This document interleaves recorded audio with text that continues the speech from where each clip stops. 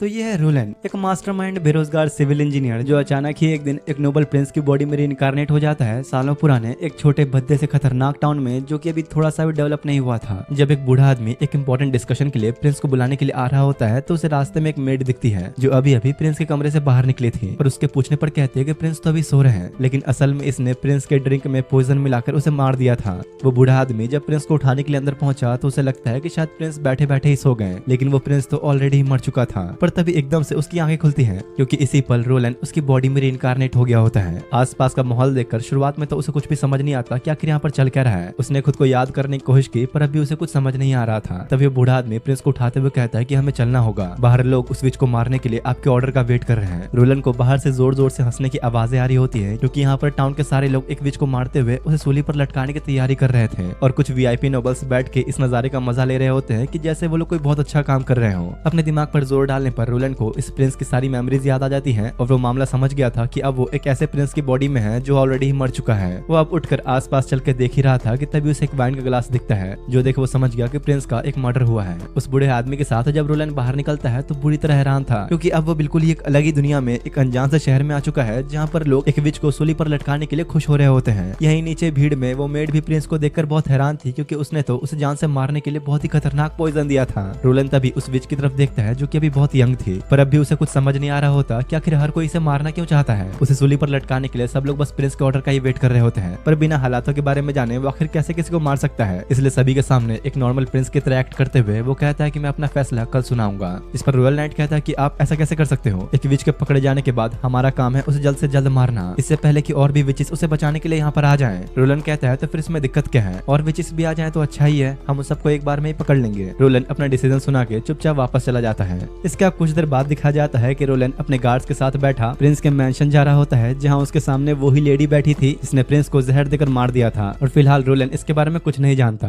Rolan Prince के कमरे में आने के बाद आसपास की चीजों को देखकर ऑब्जर्व करता है और थोड़ी देर में उसे समझ आ गया कि उसके साथ कुछ बहुत अच्छा नहीं हुआ है। वो एक ऐसे बर्बाद पड़े टाउन में है जिसके आसपास के राज्य बिल्कुल भी इज्जत नहीं करते हैं, एक बिल्कुल ही पिछड़ा राज्य है जो कि सालों से कभी डेवलप ही नहीं हुआ। इसलिए रोलन सोच रहा होता है कि आखिर मैं यहाँ पर हूँ ही क्यों। पर जब वो शीशे में अपना चेहरा देखता है तो उसे सुकून मिलता है कि चलो कम से कम ये बंदा हैंडसम तो है। वो फैसला करता है कि वो सबसे पहले यहाँ के हालातों को जानने की कोशिश करेगा कि आखिर यहाँ पर चल क्या रहा है। अगले सीन में जब वो लंच में बैठा होता है तो तभी वही बूढ़ा आदमी जो कि फाइनेंशियल एडवाइजर है वो डायरेक्ट रोलन से आगे पूछता है कि आखिर आपने आज एग्जीक्यूशन को डिले क्यों किया। जिस पर रोलन डायरेक्ट अपना मेन सवाल कर देता है कि आखिर ये सब करना क्यों है, विचेस को आखिर लोग मारना क्यों चाहते हैं। तो वो बताता है कि काफी सालों पहले लोगों ने बहुत सारी खतरनाक विचेस को वेस्टर्न फॉरेस्ट में देखा था जहाँ उन्हें एक छोटे से स्टोन के तौर पर बहुत ही अजीब सिंबल मिला जो कि असल में विचेस कॉर्पोरेटिव एसोसिएशन का सिंबल है। तो रोलन पूछता है मतलब आखिर ये है क्या चीज। तो वो बताता है कि दरअसल सालों से विचेस हमेशा अकेले ही रहा करते थे, लेकिन इनकी विच एसोसिएशन सभी के सभी विचेस को सिर्फ एक मिशन के लिए एक साथ लाना चाहती है, एक सीक्रेट होली माउंटेन खोजने का मिशन। उनके मुताबिक एक वही ऐसी जगह है जहाँ वो लोग सुकून और शांति से रह सकते हैं और इसलिए विच एसोसिएशन वाले हर जगह से विचेस को ढूंढकर एक साथ ला रहे हैं। रोलान पूछता है कि मतलब आप लोग इस बात से डरते हो कि अगर उन्हें पता चल गया कि हमने एक विच को पकड़ा है तो वो लोग उसे बचाने के लिए हमारे पूरे टाउन को बर्बाद कर देंगे। तो वो कहता है कि हाँ यही बात है, इसलिए हमें जल्द से जल्द उसे खत्म करना होगा क्योंकि विचेस के पास ऐसी डिमोनिक पावर्स होती हैं जिसका हमें अंदाजा भी नहीं। तो रोलान पूछता है मतलब पावर से तुम्हारा क्या मतलब है। तो एडवाइजर बताता है कि असल में कुछ दिनों पहले नॉर्थ की तरफ हमारा एक माइंड कोलैप्स कर गया और वहीं पर इसने एक आदमी को जिंदा जलाकर मार दिया था। तो रोलन कहता है ठीक है फिर अगर ऐसी बात है तो मैं खुद उससे मिलना चाहूंगा। जो सुन एडवाइजर बहुत ही हैरान होता है। साथ ही रोलन को यही पता लगता है कि विचेस को आग से कुछ नहीं होता, यही वजह है कि उनके पास उसे सूली पर चढ़ा के मारने के अलावा और कोई रास्ता नहीं। लेकिन यार इतना सब कुछ जानने के बाद भी रोलन को इसे पूरी तरह से यकीन नहीं था, इसलिए वो खुद अपने रॉयल गार्ड और रॉयल एडवाइजर के साथ उससे मिलने के लिए जा रहा होता है जहाँ गार्ड उसे मना तो करता है कि हम सब मारे जा सकते हैं, आपको ये करने की जरूरत नहीं है। पर सीधी सी बात है कि जब तक तुम बुराई से लड़ोगे नहीं तो उसे जीतोगे कैसे। हालांकि वो लोग ये सुनने के बाद भी जाना नहीं चाहते थे पर भला अपने प्रिंस को अकेला कैसे छोड़ सकते हैं। रोलन जैसे ही केज के पास पहुंचा तो विच को अपने सामने देखकर बहुत हैरान होता है क्योंकि उसके सामने तो एक बेहद ही खूबसूरत लेडी खड़ी थी और तो और उसकी एक गहरी नीली आंखें उसके मासूमियत को दर्शा रही थी। रोलन के पूछने पर वो अपना नाम आना बताती है तो वो पूछता है कि आखिर उस माइंड में हुआ क्या था, मुझे सब सच बताओ। जिस पर आना बताती है कि जब माइंड को लैप्स हुई तो मेरे फादर कुछ लकड़ियों के ढेर के नीचे फंस गए, पर इससे पहले कि मैं उन्हें बाहर निकालने के लिए पहुंच पाती एक दूसरे माइंडर ने मौका देखकर मेरे फादर के पैसे चुराने की कोशिश की जो सब उन्होंने जिंदगी भर पूरी मेहनत करके कमाया था। बुरी तरह फंसे होने के बावजूद भी उन्होंने अपनी पूरी कोशिश की अपने मेहनत के पैसे को बचाने की। जब मैं वहाँ पहुंची तो मेरे फादर को जान से मारने ही वाला था, बस इसलिए मैंने बिना सोचे समझे उसे वहीं जलाकर राख कर दिया। रोलन पूछता है कि आखिर तुम पकड़ी कैसे गई। जिस पर एडवाइजर बताता है कि इसे पकड़वाने वाला इसका फादर ही था क्योंकि जो कोई भी एक विच को पकड़वाने में हेल्प करता है उसे रिवॉर्ड के तौर पर 25 गोल्ड कॉइंस मिलते हैं जो इसके फादर के लिए बची हुई जिंदगी बिताने के लिए काफी थे। रोलन को ये सुन के बुरा तो लगता है, पर अभी उसके मन में एक सवाल था कि आखिर उस माइनर को आना ने कैसे मारा जो फिजिकली इतना स्ट्रॉन्ग था। जिस पर वो कहती है कि आप जानते नहीं विचेस की डिमोनिक पावर्स के बारे में। पर क्योंकि यार रोलन को ये पावर्स और ये मैजिक वगैरह बस एक फैंटेसी लगती थी, इसलिए वो एना की डिमोनिक पावर देखना चाहता था, जो सुन सबके ही होश उड़ जाते हैं क्योंकि एक विच अगर चाहे तो उन सबको वहीं पर जलाकर राख कर सकती है। आना खुद भी इस बात से बहुत हैरान थी कि इसे मरने का तो कोई डर ही नहीं है। रोलन कहता है कि देखो, अगर तुम सच में कोई डीमन हो तो तुम्हें सबसे पहले अपने फादर को ही मारना चाहिए था, पर उल्टा तुम्हारे फादर ने तुम्हें यहाँ फंसा दिया। जो सुन वो खुद भी रोने लगती है। रॉयल गार्ड उसे रोकने की कोशिश तो करता है, पर फिर भी रोलन उसके गले पे लगा हुआ कॉलर ही खींच देता है, क्योंकि अब तक ये कॉलर ही था जिसने उसकी पावर्स को रोक रखा था। और बस ये हटाते ही रोलन को अपनी आंखों के सामने एक ऐसी डिमोनिक पावर देखने को मिलती है जो उसने कभी इमेजिन तक नहीं किया था। आग की लपटें केज से बाहर आ गई होती हैं, जो देख वो लोग उसे पकड़ते हुए चलने को कह रहे होते हैं, पर रोलन मना करता है कि नहीं, रुक जाओ। आग की लपटें केज के अंदर ही उसे कंट्रोल में है।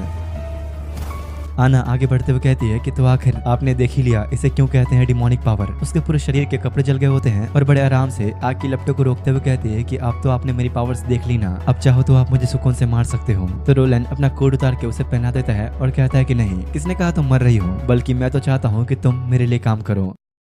इसके बाद सीधा अगली सुबह दिखाया जाता है, जहां रोलन कुछ थर्मोडायनामिक्स के रूल्स को यूज करके एना की पावर्स को समझने की कोशिश कर रहा होता है, क्योंकि असल में अपनी पिछली जिंदगी में वो एक इंजीनियर था। एना की पावर्स को रोलन ने थर्मोडायनामिक्स के रूल्स से समझने की कोशिश की, जो किसी रूल्स को फॉलो ही नहीं करती थी। पर भाई यार, मैंने खुद थर्मोडायनामिक्स वाला चैप्टर ढंग से पढ़ा नहीं, इसलिए मुझे खुद नहीं समझ में आया कि आखिर इसने कंपेयर किया कैसे। इसी बीच बारो भी प्रिंस से मिलने के लिए आया होता है, जिस पर रोलन पूछता है तो फिर तुम्हारा काम पूरा हो गया क्या। असल में रोलन ने करवाया ये है कि एक दूसरे कैदी के मुंह पर कपड़ा बांधकर उसे सबके सामने फांसी के फंदे पे लटका दिया, जिससे सबको ऐसा लगा कि वो विच ही मारी गई है। इसे कहते हैं भाई लाठी भी न टूटे और सांप भी मर जाए। और क्योंकि बारो ही यहाँ का फाइनेंशियल मिनिस्टर है, तो रोलन उससे टाउन की सारी रिपोर्ट मांगता है कि पिछले 10 सालों में कितना खर्चा हुआ और कितने टैक्सेस बढ़े हैं, सिटी से रिलेटेड हर एक चीज की रिपोर्ट, साथ ही एक और रिपोर्ट जिसमें उसे ये पता चले कि यहाँ कितने टेक्सटाइल्स, स्टील्स और सेरेमिक्स का प्रोडक्शन हो रहा है। ये सब सुन बारो बहुत हैरान होता है, क्योंकि अब तक वो जिस प्रिंस को जानता था वो बस एक मुर्दा लाश जैसा था, जिसे आसपास क्या हो रहा है कोई फर्क ही नहीं पड़ता। पर अब जो प्रिंस उसके सामने है वो बिल्कुल ही अलग, इसलिए वो सीधे पूछ लेता है कि आखिर आपको इन सब रिपोर्ट्स की जरूरत क्या पड़ गई। तो रोलन कहता है देखो, बस मैंने जितना बोला उतना करो, हम अपने ही टेरिटरी को ऐसे और बर्बाद नहीं कर सकते हैं। असल में रोलन ने अब तक यहाँ की जो भी जियोपॉलिटिक्स समझी है, उसे समझ में आया है कि यहाँ पर कई सारे और भी बड़े बड़े और वेल डेवलप्ड किंगडम्स हैं, जिन्हें अलग अलग प्रिंस और प्रिंसेस संभाल रही हैं। हर एक के पास अपना एक स्ट्रॉन्ग एम्पायर है जहाँ वो लोग ऐश कर रहे हैं। और यहाँ रोलन पूरे किंगडम के बीचों बीच एक ऐसे बेकार से शहर में आ गया जहाँ सब कुछ बर्बाद है। रोलन अब बारोव से पूछता तुम्हें क्या लगता है मैंने क्या गलत किया। इस पर बारोव कहता है कि पिछले साल आपके डिसीजंस के कारण जो सब हुआ, उसके बाद तो हमारा पूरा टाउन जमीन पे आ गिरा, न हमारे पास ढंग के साधन है और न ही खाने पीने के लिए ज्यादा सामान। रोलन पूछता है तो फिर तुम क्या सोचते हो सबसे ज्यादा कंट्रोल किसके पास है। जिस पर बारो बिना सोचे कह देता है रॉयल हाउस ऑफ फोर्जा बेवलाडोन के पास।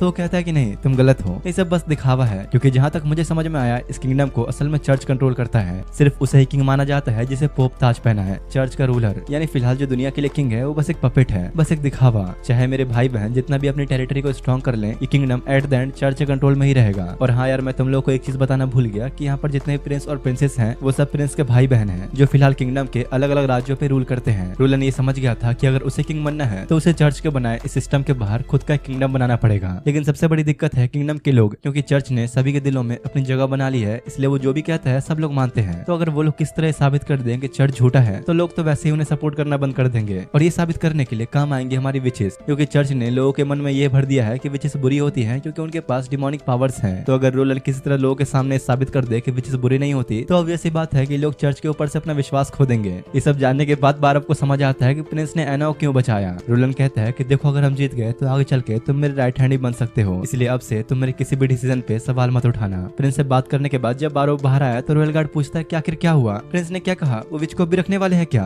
पर बारव कोई जवाब नहीं देता। वहीं दूसरी तरफ एना को दिखाया जाता है जो गार्डन में अकेले चुपचाप बैठी हुई थी, क्योंकि बारव ने उससे कॉन्ट्रैक्ट साइन करवाया है जिसके अकॉर्डिंग उसे अपने काम के अनुसार पर मंथ एक गोल्ड कॉइन मिलेगा। जो सुन एना भी ऑब्वियसली बहुत हैरान थी, क्योंकि इतना पैसा उसका फादर साल भर में भी नहीं कमा पाता। एना को समझ नहीं आता कि आखिर मुझ जैसे डीमन विच से प्रिंस चाहता क्या है। तभी प्रिंस एना के पास आते हुए कहता है कि मुझे माफ कर दो, इतना सब कुछ होने के बाद कम से कम तुम्हें थोड़ा आराम मिलना चाहिए था, पर मैंने तुम्हें यहाँ बुला लिया। इस पर एना पूछती है कि मुझे अभी तक तो ये समझ नहीं आया कि आपने मुझे बचाया क्यों। रोलन कहता है चलो टहलते हुए बात करते हैं, लेकिन एना कहते हैं कि नहीं, ऐसा कैसे हो सकता है, मैंने एक इंसान को जान से मारा, मुझे सजा मिलनी चाहिए और आप मुझे यहाँ बचा रहे हैं। देखो, तुमने जो भी किया बस अपने डिफेंस में किया, इतना परेशान होने की जरूरत नहीं। लेकिन क्योंकि लोग हमेशा से विचेस को बुरी नजरों से ही देखते आए हैं, इसलिए वो सोच रही होती है कि मैं माफी काबिल नहीं हूँ। जो सुन रोलन बड़े शांति से एक फ्लावर तोड़ के उसे दे देता है। हालांकि ये फ्लावर काफी खूबसूरत था, लेकिन तभी वो कहता है कि इसमें पॉइजन है। जो सुनते ही एना डर से छोड़ देती है। तो प्रिंस कहता है कि अरे चिंता मत करो, ये बस मजाक था, इसमें सच में कोई पॉइजन नहीं है, ये फूल अभी खूबसूरत है, बस मेरे हल्के से झूठ से तुम्हारी सोच बदल गई। विचिस की ताकतों के साथ भी कुछ ऐसा ही है, ना वो अच्छी है ना बुरी, बस उनकी ताकतों की वजह से लोगों की सोच इतनी बदल गई है कि हर कोई उन्हें खतरनाक मानता है। इस पर एना कहते हैं कि नहीं, ये पावर सच में खतरनाक है, हम विचिस एक छोटी सी भी गलती से पल भर में किसी आदमी को मार सकते हैं। रोलैंड कहता है कि देखो, अगर तुम्हें मरना है तो ठीक है, कोई बात नहीं, तुम मर सकती हो, पर तुम्हें क्या लगता है मौत से सब कुछ ठीक हो जाएगा? तुम्हारा खुद बाप तक विचिस से नफरत करता है और उस जैसे हजारों लाखों लोग। अगर तुम हार मान के इसे सच्चाई मान लो तो कुछ भी नहीं बदलेगा, लेकिन अगर तुमने मेरा साथ दिया तो हम एक ऐसी दुनिया बना सकते हैं जहाँ विचिस आजाद रहेंगी। जो सुनने रोते हुए पूछते हैं क्या ये सब सच में हो सकता है? मैं भी ऐसी जिंदगी जीना चाहती हूँ, एक आम इंसान की तरह घूमना फिरना रहना और जीना। क्या तुम जो मुझे सपने दिखा रहे हो, क्या ये सब सच में हो सकता है? रोलैंड उसकी तरफ हाथ बढ़ाते हुए कहता है कि हाँ, सब मुमकिन है, बस मेरा साथ दो। वो एना को अपनी पावर के ऊपर कंट्रोल लाने के लिए उसे और ज्यादा ट्रेनिंग करने के लिए कहता है, ताकि पिछली बार जो हुआ वैसा कुछ दोबारा ना हो। रात होने पर उसी मेड को दिखाया जाता है जिसने प्रिंस को मारने की कोशिश की थी और एक चिट्ठी में प्रिंस के बदलते बिहेवियर के बारे में लिखकर किसी को भेज देती है। अगले दिन जब रोलैंड सारी रिपोर्ट चेक करता है तो उसे समझ आ गया कि उनका ये टाउन एक माइनिंग टाउन है जो कि किंगडम के बिल्कुल बॉर्डर पे पड़ता है, पर नोबल्स के लगातार करते आ रहे करप्शन के कारण जिस टाउन को भी सबसे ज्यादा विकसित होना चाहिए था वो बर्बाद हो चुका है। सबसे बड़ी प्रॉब्लम तो ये है कि यहाँ खेती ही नहीं होती। रोलैंड बारोव से पूछता है तो आखिर खाना कहाँ से मिलता है हमें? तो बारोव बताता है कि असल में जो भी हमारे यहाँ और प्रोड्यूस होता है उसे हम लॉन्ग सॉन्ग फोर्ट्रेस के साथ फूड के लिए व्यापार करते हैं। एक तरह से हमारी बॉर्डर सिटी को वो अपनी प्रॉपर्टी की तरह ट्रीट करते हैं। हमसे अपना सारा जरूरत का सामान लेके वो बस हमें इतना खाना दे देते हैं ताकि बस यहाँ के वर्कर्स कम से कम जिंदा रह सकें। असल में पहले जो इस टाउन का रूलर था बोरिस, वो बिना सोचे समझे हमेशा उनकी बात माना करता था। वो बस थोड़े से फूड के लिए टाउन का सारा और उन्हें दे दिया करता था। जो सुन रोलैंड को भी प्रिंस की मेमोरी से बोरिस के बारे में पता लगता है और बारोव से कहता है कि हाँ तुम सही हो, इसलिए मैंने आज तक कभी उस पर ट्रस्ट नहीं किया। मैं जानता था कि उसकी पोजीशन छीनने के बाद मैं उसका एक डायरेक्टली दुश्मन ही बन गया। असल में यार बोरिस और बाकी नोबल्स के रिलेशन लॉन्ग सुलॉन्ग फोर्ट्रेस के प्रिंस से काफी अच्छे बन गए थे। उन्हें टाउन के प्रोडक्शन और यहाँ के लोगों की कोई चिंता ही नहीं थी, इसलिए वो लोग हमेशा से इतना ही फूड भेजते थे जितना वर्कर्स खा के जिंदा रह सके। तो रोलैंड कहता है ठीक है, आज से हमारे लॉन्ग सुलॉन्ग फोर्ट्रेस के साथ सारे ट्रेड्स बंद होंगे, हम अपना सारा और अच्छे दामों पर वेलोसिटी को बेचेंगे और उनसे ही हमेशा फूड खरीदेंगे। तो बारोव थोड़ा परेशान होते हुए कहता है कि नहीं, वेलोसिटी आकर इतना सारा और लेकर करेगा क्या, वो खरीदेंगे ही नहीं। तो वो कहता है ठीक है, अगर हम दाम आधा कर दे तो इतना प्रॉफिट देखकर तो कोई भी मना नहीं करेगा। लेकिन बारोव को डर था कि ये कोई फ्यूचर प्रूफ प्लान नहीं है, ऐसे तो हमारा स्टॉक बहुत जल्द खत्म हो जाएगा। लेकिन भाई रोलैंड का प्लान लॉन्ग टर्म को देखते हुए ही था। वो इस टाउन के बिजनेस को तभी एक्सपेंड करेगा जब वो लोग ट्रेड करके अच्छे खासे रिसोर्सेज बिल्ड कर लेंगे। रिसोर्सेज बिल्ड करने से उसका मतलब है कई सारी बोट्स बनाना, क्योंकि उनकी ये बॉर्डर सिटी बिल्कुल नदी के किनारे पर है, एक बड़ी लंबी नदी जो पूरे किंगडम से होते हुए गुजरती है। अगर उन लोगों ने किस तरह कुछ अच्छी शिप्स बना ली तो वो लोग पूरे किंगडम में ही ट्रेड कर सकते हैं, यानी कि पैसा ही पैसा। बारोव कहता है लेकिन अभी एक बड़ी दिक्कत है, अगर हमने लॉन्ग सॉन्ग फोर्ट्रेस के साथ सारे रिलेशंस तोड़ दिए तो वो सर्दियों में हमारे लोगों को शेल्टर नहीं देंगे।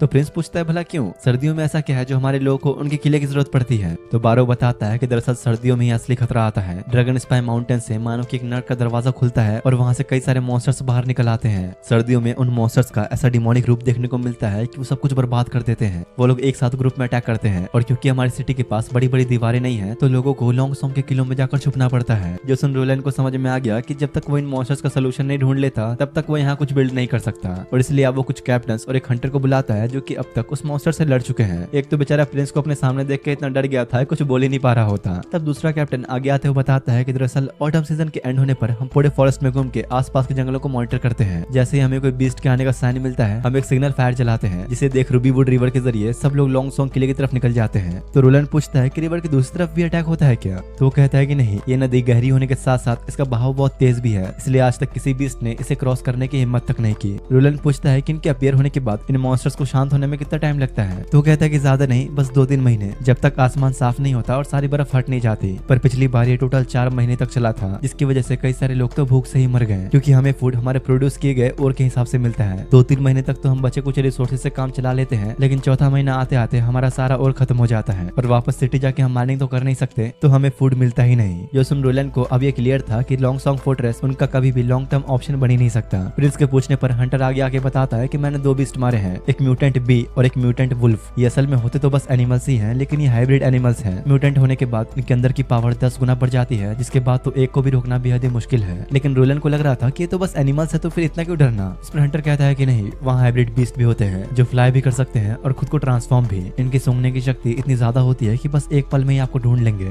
रोलैंड पूछता है कि सब तो ठीक है, पर अब तक तुम अपना सर झुकाए क्यों खड़े हो? तो वही कैप्टन कार्टर बताता है कि एक्साइल हेमोजन क्लैन से है। इस पर प्रिंस कहता है कि नहीं, अपना सर उठाओ, जब तक तुम मेरे सिटी में हो तुम सब बराबर हो। जो सुन वो अपना नाम आयरन एक्स बताता है। रोलैंड अब सबको आने के लिए शुक्रिया कहकर उन्हें 10-10 सिल्वर कॉइन देके वापस भेज देता है।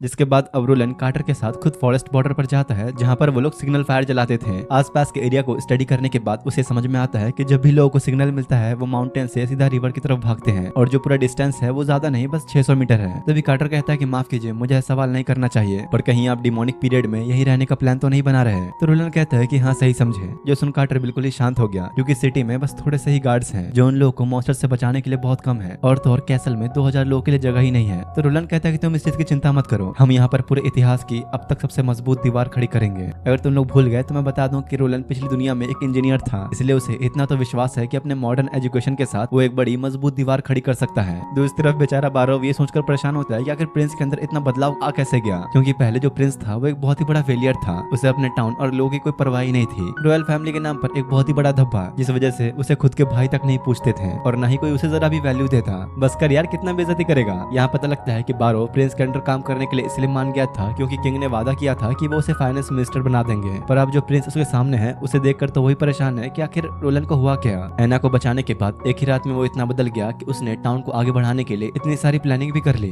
हमें हर चीज दिखाई तो नहीं गई, लेकिन रोलन ने बारो के सामने ऐसी ऐसी स्ट्रेटेजीज रखी हैं जो उसने कभी जिंदगी में सुनी भी नहीं थी। पर भले यार रोलन के पास काफी सारी फ्यूचर प्लानिंग है, लेकिन अगर वो ये डिमोनिक पीरियड बिना लॉन्गसोंग फोर्ट्रेस की मदद लिए सर्वाइव नहीं कर पाया तो इन सब चीजों का कोई भी फायदा नहीं। और यही सब सोचकर बारो काफी परेशान हो रहा होता है। सर्दियां आने में बस अभी 3 महीने बचे हैं और इस 3 महीने में ही रोलन 600 मीटर लंबी दीवार खड़ी करना चाहता है, जो कि बेहद ही मुश्किल है। दूसरी तरफ कार्टर खुद सभी वर्कर्स को मैनेज कर रहा होता है, जहां वो लोग लाइमस्टोन और क्ले को एक साथ मिक्स कर रहे थे एना के फायर पावर की हेल्प से। जिसके बाद प्रेस का ऑर्डर आता है कि ठीक है, अब इसमें जिप्सम मिलाओ और इसे पाउडर में तैयार करो। लेकिन कार्टर को समझ नहीं आ रहा था कि आखिर ये सब क्या है और हम लोग ये क्यों कर रहे हैं। तो वो कहता है चिंता मत करो, ये ऐसा कुछ है जो अब तक के इतिहास में पहली बार होगा। अब उसका जब वो मिस्टीरियस पाउडर रेडी हो जाता है तो एना से कहता है कि आओ अब मैं तुम लोग को एक मैजिक दिखाता हूँ। तो एना पूछती है क्या आपको भी मैजिक आता है क्या। तो रोलन कहता है कि हाँ, लेकिन मेरा मैजिक थोड़ा अलग है और इसका नाम है साइंस। और वो कार्टर को पाउडर में पानी मिक्स करके कुछ पत्थरों के ऊपर डालने के लिए कहता है और कल सुबह तक वो पूरा सॉलिड बन जाएगा। शुरू में तो कार्टर को यकीन नहीं था कि इससे क्या ही हो जाएगा, पर सुबह होते होते वो पाउडर बिल्कुल सॉलिड बन गया होता है। रोलन कार्टर से कहता है कि जरा एक बार से तोड़ने की कोशिश करो।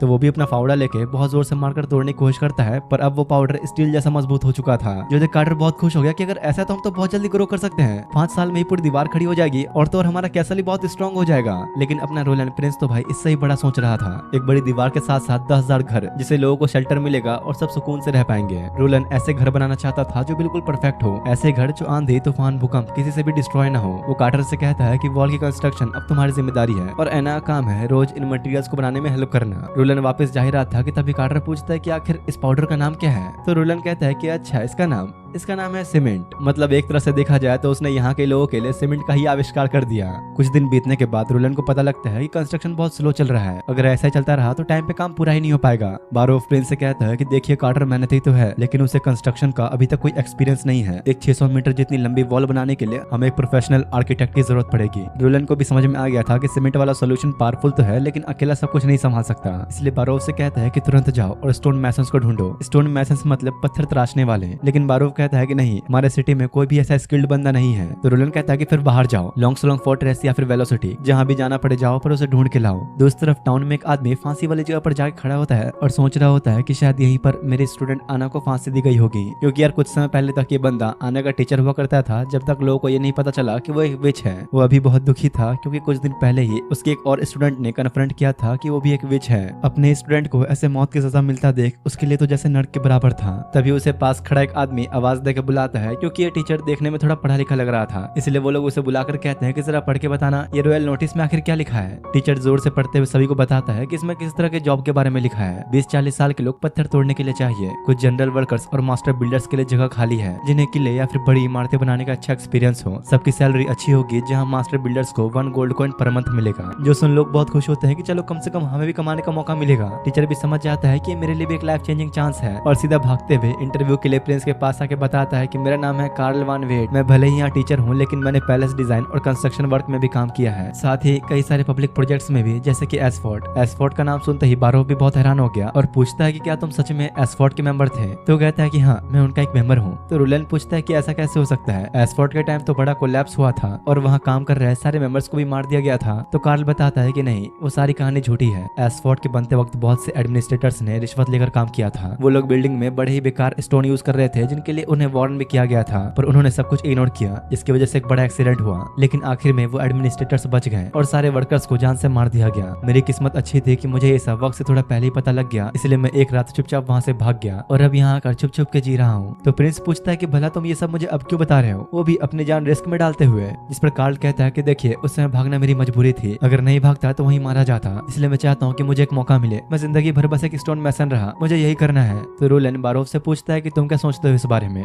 अगर आप कानून के मुताबिक देखेंगे तो यह भी एक क्रिमिनल है, लेकिन अभी हमारे लिए इसे हायर करना ही बेस्ट ऑप्शन रहेगा। तो प्रिंस कहता है कि ठीक है, अब से तुम्हारे सारे गुनाह माफ, तुम अब से एक मास्टर बिल्डर हो और एडमिनिस्ट्रेटर ऑफिस के मेंबर भी। जो सुन वो बहुत हैरान था क्योंकि उसे तो लग रहा था कि उसने ये सब बता के अपनी मौत को ही दावत दे दिया। रोलन अब उठकर मैप दिखाते हुए बताता है कि ठीक इस जगह पर हमें वॉल बनानी है। इस पर कार्ल कहता है कि ये तो बहुत ही मुश्किल है, बस 150 लोगों के साथ तो इसमें 3 साल से भी ज्यादा लग जाएगा। तो प्रिंस कहता है कि नहीं, हमें ये किसी भी हाल में डिमोनिक पीरियड से पहले खत्म करना होगा। तो कार्ल प्लान चेंज करता है कि हमें कुछ बदलाव करने होंगे। अगर इसकी हाइट और विड्थ हम चेंज कर दें तो 200 लोगों के साथ 1 महीने में फाउंडेशन तैयार हो जाएगा। बस प्रॉब्लम यह है कि बार बार स्टोन को तोड़ना और लाना बहुत मुश्किल काम है, जिसमें काफी समय लग जाएगा। ठीक है, अगर मैं तुम्हें स्टोन्स टाइम पर दे दूं तो क्या 3 महीने में बन जाएगा। कार्ल कहता है कि हाँ, तब कोई दिक्कत नहीं है। तो अब रोलन उसे अपना बनाया वही सीमेंट दिखाने के लिए ले जाता है जो कि इस मिडिवल एज में पहली बार किसी ने इन्वेंट किया था। इसलिए कार्ल बहुत हैरान होता है कि आखिर ये चीज है क्या। अगर सही में हम ये यूज कर सकते हैं तो फिर हमें स्टोन वाला प्रोसेस करने की कोई जरूरत ही नहीं है। इससे तो हमारी कंस्ट्रक्शन स्पीड इतनी बढ़ जाएगी कि शायद सब कुछ टाइम पे हो जाए। कार्ल अपना काम शुरू करने के लिए बहुत एक्साइटेड होता है, पर जाने से पहले प्रिंस को एक सीक्रेट बताना चाहता था। लेकिन तभी प्रिंस से मिलने के लिए एना वहाँ पर आती है, जो देख कार्ल क्या तो बिल्कुल फटी की फटी रह गई कि आखिर ये यहाँ पर कैसे, ये तो मर गई थी ना। एना भी कार्ल को पहचान लेती है और बताती है कि ये मेरे टीचर हैं। मैं तो तुम्हें सपनों में देखता रहता था, मुझे तो लगा था कि तुम अब नहीं रही, पर तुम्हें जिंदा देख के मैं बहुत खुश हूँ। और वो अपने घुटनों में बैठ के प्रिंस का शुक्रिया अदा करता है एना को बचाने के लिए। रोलन कहता है कि चिंता मत करो, मैं बाकी लोगों की तरह विचेस को बुरा नहीं मानता और न ही मैं चर्च की तरह कभी उनका शिकार करूंगा। जो देख कार्ल को प्रिंस पे विश्वास हो गया था और बताता है कि सिटी में एक और विच है और वो भी मेरे स्टूडेंट ही है। जो सुन रोलन हैरान तो था, पर फिर हल्का सा एक स्माइल करता है। वो एक बच्ची है जिसका नाम है नीना और उसे अभी अभी पता लगा है कि वो एक विच है। ये कितनी खुशी की बात है कि उसे भी आपकी हैरम बनने का मौका मिलेगा। दरअसल यार कार्ल को ये लग रहा था कि एना प्रिंस की हैरम बन गई है। उसे लग रहा था कि प्रिंस ने अपनी मौज काटने के लिए एना को अपने पास रखा है। जो सुन बारो बहुत हंसने लगता है कि इसने ये क्या समझ लिया। तब रोलन बताता है कि नहीं भाई, ऐसा कुछ नहीं है, मैंने एना को इसलिए बचाया क्योंकि मुझे उसकी हेल्प चाहिए थी, वही है जिसकी वजह से मैं ये सीमेंट बना पा रहा हूँ। जो सुन बेचारा कार्ल शर्म के मारे लाल हो जाता है। रोलन कार्ल से बात करने के लिए उसे साइड में लाता है, जहाँ बारोव से उन्हें पता लगता है कि नीना एक नोबल की बेटी है। अगर नोबल्स को पता लग गया कि वो एक विच है तो हालात बहुत ज्यादा खराब हो सकते हैं। रोलन कार्ल से कहता है कि अगर ऐसी बात है तो फिर तुम उसे अपना एक लेसन देने के बहाने मेरे पास ले आना, बाकी बारोव का काम होगा उसे चुपचाप अंडरग्राउंड किचन में लेकर आना। तो थोड़ी देर बाद ही कार्ल नीना को लेकर भी आ जाता है। बेचारी के गाल शर्म के मारे बड़े लाल हो रहे थे क्योंकि कार्ल ने रास्ते में उससे वही प्रिंस का हैरम बनने वाली बात की थी। रोलन अब सामने आते हुए उसे अपने पास बैठने को बुलाता है, पर वो बेचारी कुछ ज्यादा शर्मा रही थी। तो वो अब छोटी लड़कियों को बनाने वाला अल्टीमेट वेपन यूज करता है, जो कि है केक पेस्ट्री। जो देख उसका मन तो ललचा रहा था, पर फिर भी खुद को रोक लेती है। इसी बीच जैसे ही उसने एना को नीचे आते हुए देखा तो भागकर रोते हुए उसे गले लग जाती है, क्योंकि एना नीना के लिए एक बड़ी बहन जैसी थी। अब जब वो तीनों साथ बैठे होते हैं तो प्रिंस कहता है कि मुझे पता है कि तुम एक विच हो, पर मैं ये जानना चाहता हूँ कि आखिर तुम्हें ये कैसे पता लगा। तो नीना बताती है कि दरअसल मुझे 1 हफ्ते पहले एक छोटी सी बर्ड मिली थी जिसके पैर टूटे हुए थे। मैं उसे बचाना चाहती थी और इसी बीच मुझे फील हुआ कि जैसे मेरे हाथों से कुछ निकल रहा हो, एक अजीब सा पानी का चिपचिपा गोला जो पूरे बर्ड के अराउंड रैप हो गया और फिर पता नहीं कैसे वो ठीक हो गई। रोलन समझ जाता है कि इसकी पावर हीलिंग है और कार्टर से किसी इंजर्ड या फिर मरे हुए जानवर को लाने के लिए कहता है ताकि नीना के पावर्स टेस्ट कर सके। और इसके बाद रोलन उसकी पावर्स का सभी जानवरों के ऊपर एक एक करके टेस्ट लेता है, जहाँ नीना किसी के भी जख्म भर सकती थी, बॉडी का कटा हुआ कोई भी पार्ट जोड़ सकती थी, पर अगर वो पार्ट पूरी तरह से खो गया तो ठीक नहीं कर सकती, और सबसे इंपॉर्टेंट बात कि किसी मरे हुए को जिंदा नहीं कर सकती। कार्टर को भी ये देख समझ आ जाता है कि प्रिंस विचेस को बचा क्यों रहे हैं, ताकि उनकी पावर्स का एक सही जगह पर यूज हो सके। रोलन कहता है कि देखो हम इसे यहाँ रखने का रिस्क नहीं ले सकते, इसलिए अब रोज रोज किसी भी तरह नीना को यहाँ लाने का एक तरीका ढूंढो, हमें उसे और ट्रेनिंग देनी होगी। तो कार्टर पूछता है कि आप उसे मैंशन में क्यों नहीं रख लेते। रोलन कहता है कि ऑब्वियस सी बात है, अभी इसके विच होने के बारे में किसी को भी नहीं पता, और तो और वो नोबल फैमिली से भी है। अगर अभी हमने उसे यहाँ रख लिया तो बहुत बड़ी दिक्कत हो सकती है, क्योंकि सिर्फ डिमोनिक बीस्ट ही हमारी प्रॉब्लम नहीं है, आसपास भी हमारे बहुत से दुश्मन हैं जो हम पे नजरें गड़ाए बैठे हैं। वहीं दूसरी तरफ एक नाइट प्रिंस की बहन गार्सिया को लेटेस्ट न्यूज दे रहा होता है कि कैसे वेलेंग्रा फ्लीट एक सक्सेसफुल रेड से लौट आया। उन्होंने एक मर्चेंट शिप की इकोनॉमी को टारगेट किया जिसमें लूट इतना था कि पूरी एक आर्मी को साल भर बिठा के खिला सके। गार्सिया कहती है कि अरे वाह बहुत खूब, तो इस रेड को लीड करने वाले कैप्टन का क्या नाम है। तो बताता है कि उसका नाम ड्रेक है। जो सुनते ही गार्सिया उसी वक्त ड्रेक को एक नाइट की पोजीशन में प्रमोट कर देती है, जिससे अब अब उसके पास वेलेंग्रा फ्लीट का सारा कमांड होगा और साथ ही रेड में मिला पूरा सामान भी। नाइट कहता है कि लेकिन साथ ही एक बुरी खबर भी है, प्रिंस रोलन पर किया गया असैसिनेशन अटेम्प्ट फेल हो गया। उसकी वाइन में हमने पॉइजन तो दिया था लेकिन इससे बस वो कुछ सेकंड्स के लिए ही सोया। गार्सिया कहते हैं कि मतलब साफ है कि हम फेल हो गए, लेकिन फिर भी ठीक है कि अगर हमारी वो असैसिन अब तक पकड़ी नहीं गई तो मैं उसे एक और चांस दे सकती हूँ। साथ ही वो एक अल्केमिस्ट जिसका नाम एम्बिस है उसे फांसी की सजा देने के लिए कहती है क्योंकि उसने वो पॉइजन बनाया था जो प्रिंस के ऊपर काम नहीं किया। लेकिन गार्सिया को इस बात का अंदाजा भी नहीं कि दवा बिल्कुल सही थी, असली प्रिंस तो कब का मर चुका है और अब उसकी बॉडी में है एक बेरोजगार जीनियस इंजीनियर। इधर अगले दिन लॉन्गसॉन्ग फोर्ट्रेस का एम्बेसडर बॉर्डर सिटी यानी कि रोलन के टाउन में कुछ मिनरल्स लेने के लिए आया होता है और हैरानी की चीज उसे ये देखने को मिलती है कि वेलोसिटी का एक शिप बॉर्डर सिटी को ढेर सारा फूड ला कर दे रहा है।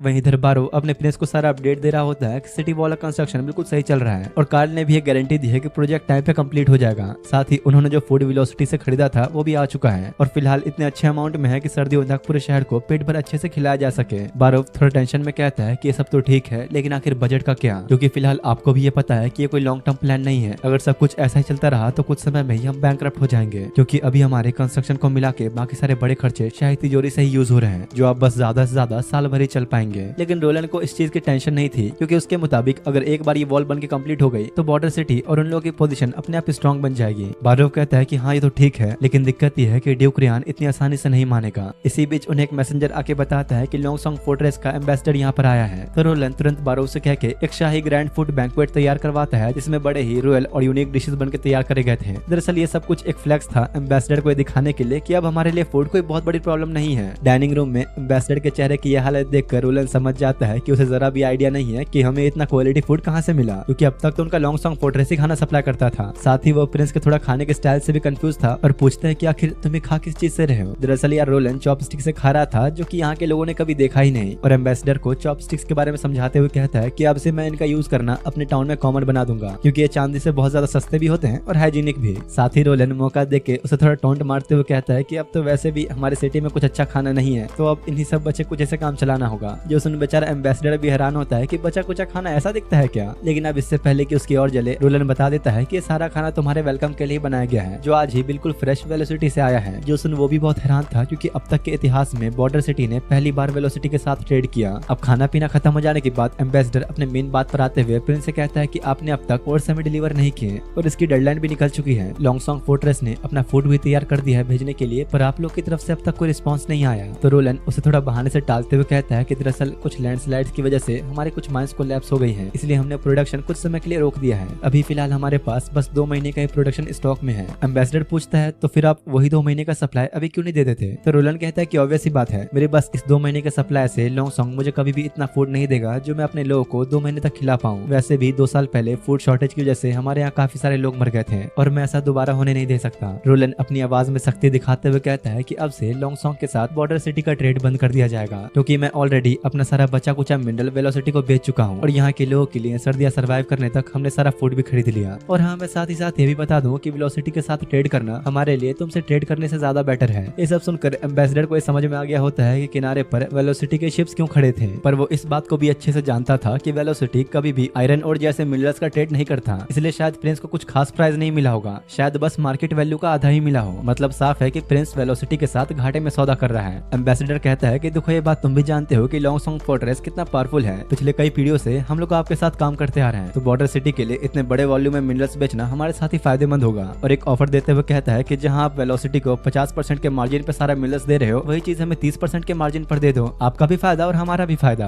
रोलन कहता है कि हाँ, तुम्हारा सौदा बुरा नहीं है, इससे सभी का फायदा होगा, पर क्या तुम ये गारंटी दे सकते हो कि लॉन्गसॉन्ग फैमिली के 6 के 6 मेंबर्स इस बात पे राजी होंगे। एम्बेसडर कहता है कि हाँ, मैं ये प्रपोजल उनके सामने भी रखूंगा और यही कोशिश करूंगा कि आपको बेस्ट डील मिले। तो रोलन कहता है कि ठीक है, उम्मीद करते हैं खबर अच्छी मिले। पर जाने से पहले उसे एक बात की चिंता हो रही थी कि डिमोनिक पीरियड बस 2 महीने ही दूर है और बॉर्डर सिटी के लोगों के लिए लॉन्गसॉन्ग फोर्ट्रेस में जाने का सफर लंबा और खतरनाक होगा, तो उन्हें थोड़ा जल्दी निकलना चाहिए। तो रोलन मुस्कुराते हुए कहता है कि टेंशन लेने की जरूरत नहीं, अब मैं अपने लोगों को तुम्हारे किले में नहीं भेजूंगा, बल्कि एक पावरफुल वॉल तैयार करूंगा और खुद डिमोनिक बीस्ट से अपने लोगों की रक्षा करूंगा। जिसके बाद एम्बेसडर अपने घोड़े पर सवार वापस चला जाता है, ये कहते हुए कि मैं उम्मीद करता हूँ कि इस डील से सबका भला हो। लेकिन रोलन इस बात को अच्छे से जानता था कि भले ही एम्बेसडर अपने इंटेंशन को कितना भी अच्छा दिखाने की कोशिश कर ले, लेकिन लेकिन लॉन्गसोंग की वो 6 फैमिली कभी भी इस डील के लिए एग्री नहीं करेगी। और यहाँ होता भी कुछ ऐसा ही है। जैसे ही एम्बेसडर लॉन्गसोंग फोर्ट्रेस के रूलर ड्यूक रेयान को उनके वॉल वाली बात के बारे में बताता है तो वो सब हंसने लगते हैं कि भाई एक वॉल इन्हें क्या ही बचा लेगी। ड्यूक उन नोबल्स के बीच बैठे बॉरिस से पूछता है कि तुम इस वॉल के बारे में भला कितना जानते हो, लेकिन इस मोटे को तो घंटा कुछ नहीं पता था, उसे इन मामलों के बारे में कुछ बताया ही नहीं जाता। तो ड्यूक अपने उसी एम्बेसडर पेट्रोव से पूछता है कि तुम क्या सोचते हो इस बारे में। दरअसल बात ऐसी है कि फिलहाल प्रिंस रोलन चाहते हैं कि ट्रेड करेंसी से हो, न कि हमेशा की तरह थोड़े बहुत फूड से। इस हिसाब से देखा जाए तो 30% कम प्राइस पर भी उनके मिनरल्स लेना हमारे लिए प्रॉफिटेबल ही होगा। लॉन्ग टर्म में हमारा डिमोनिक बीस्ट से फाइट करने का खर्चा भी कम आएगा और तो और खेती बाड़ी के लिए अच्छी खासी जमीन भी मिल जाएगी। साथ ही वो ये भी कहता है कि वैसे तो किंगडम के रूल्स के हिसाब से रोलन बस 5 साल तक ही अपनी गद्दी पर है, तो अगर वो ऐसे ही ग्रोथ करता रहा तो बहुत जल्द बॉर्डर सिटी ऊंचे मुकाम छुएगी। इसलिए उसका मानना है कि प्रिंस की हेल्प करने में हमारा ही फायदा है, हमें कम प्राइस पर ही ट्रेड करना चाहिए। ड्यूक कहता है कि देखो तुम्हारा आइडिया तो अच्छा है, पर तुम अभी एक मर्चेंट की तरह सोच रहे हो, क्योंकि मर्चेंट सिर्फ व्यापार बढ़ाकर अपने प्रॉफिट के बारे में सोचते हैं, पर एक किंग कभी भी इस तरह से नहीं सोचता। हम लोग कभी किसी ऐसे इंसान के साथ डील नहीं कर सकते जिसे हम कंट्रोल ना कर सकें, इसलिए अगर किसी ने हमारे रूल नहीं माने तो सजा तो मिलेगी ही। अगली सुबह इधर अपना प्रिंस रोलन सभी बॉर्डर सिटी के लोगों को इकट्ठा करके उन्हें अपनी स्पीच देते हुए बताता है कि लॉन्गसोंग किले ने माइंड कोलैप्स की वजह से हमें फूड भेजने से मना कर दिया और अब हमें इसी तरह छोड़ दिया गया है मरने के लिए, जैसे पहले भी कई बार हो चुका है। साथ ही इस बार का तो ये भी अंदाजा है कि डिमोनिक पीरियड 4 महीने से भी ज्यादा चलेगा और अगर कुछ नहीं बदला तो 2 साल पहले जो हुआ था वही होगा, हमारे अपने लोग भूखे मरेंगे। या फिर ये भी हो सकता है कि इस बार के हालात और बद से बदतर हो जाएं। जो सुन सब लोग काफी उदास हो गए थे। तो प्रिंस कहता है कि चिंता मत करो, मुझे पहले ही इस बात का अंदाजा था, इसलिए मैंने पहले ही तुम सभी लोगों के लिए सर्दी का इंतजाम कर लिया। ढेर सारा ब्रेड, मीट, चीज और बहुत सारी चीजें, हमारे पास फिलहाल सब कुछ है और मैं अपनी कसम खाई कहता हूँ कि आगे से दोबारा कभी भी ऐसा नहीं होगा। मैं अपने लोगों को कभी भूखा नहीं मरने दूंगा।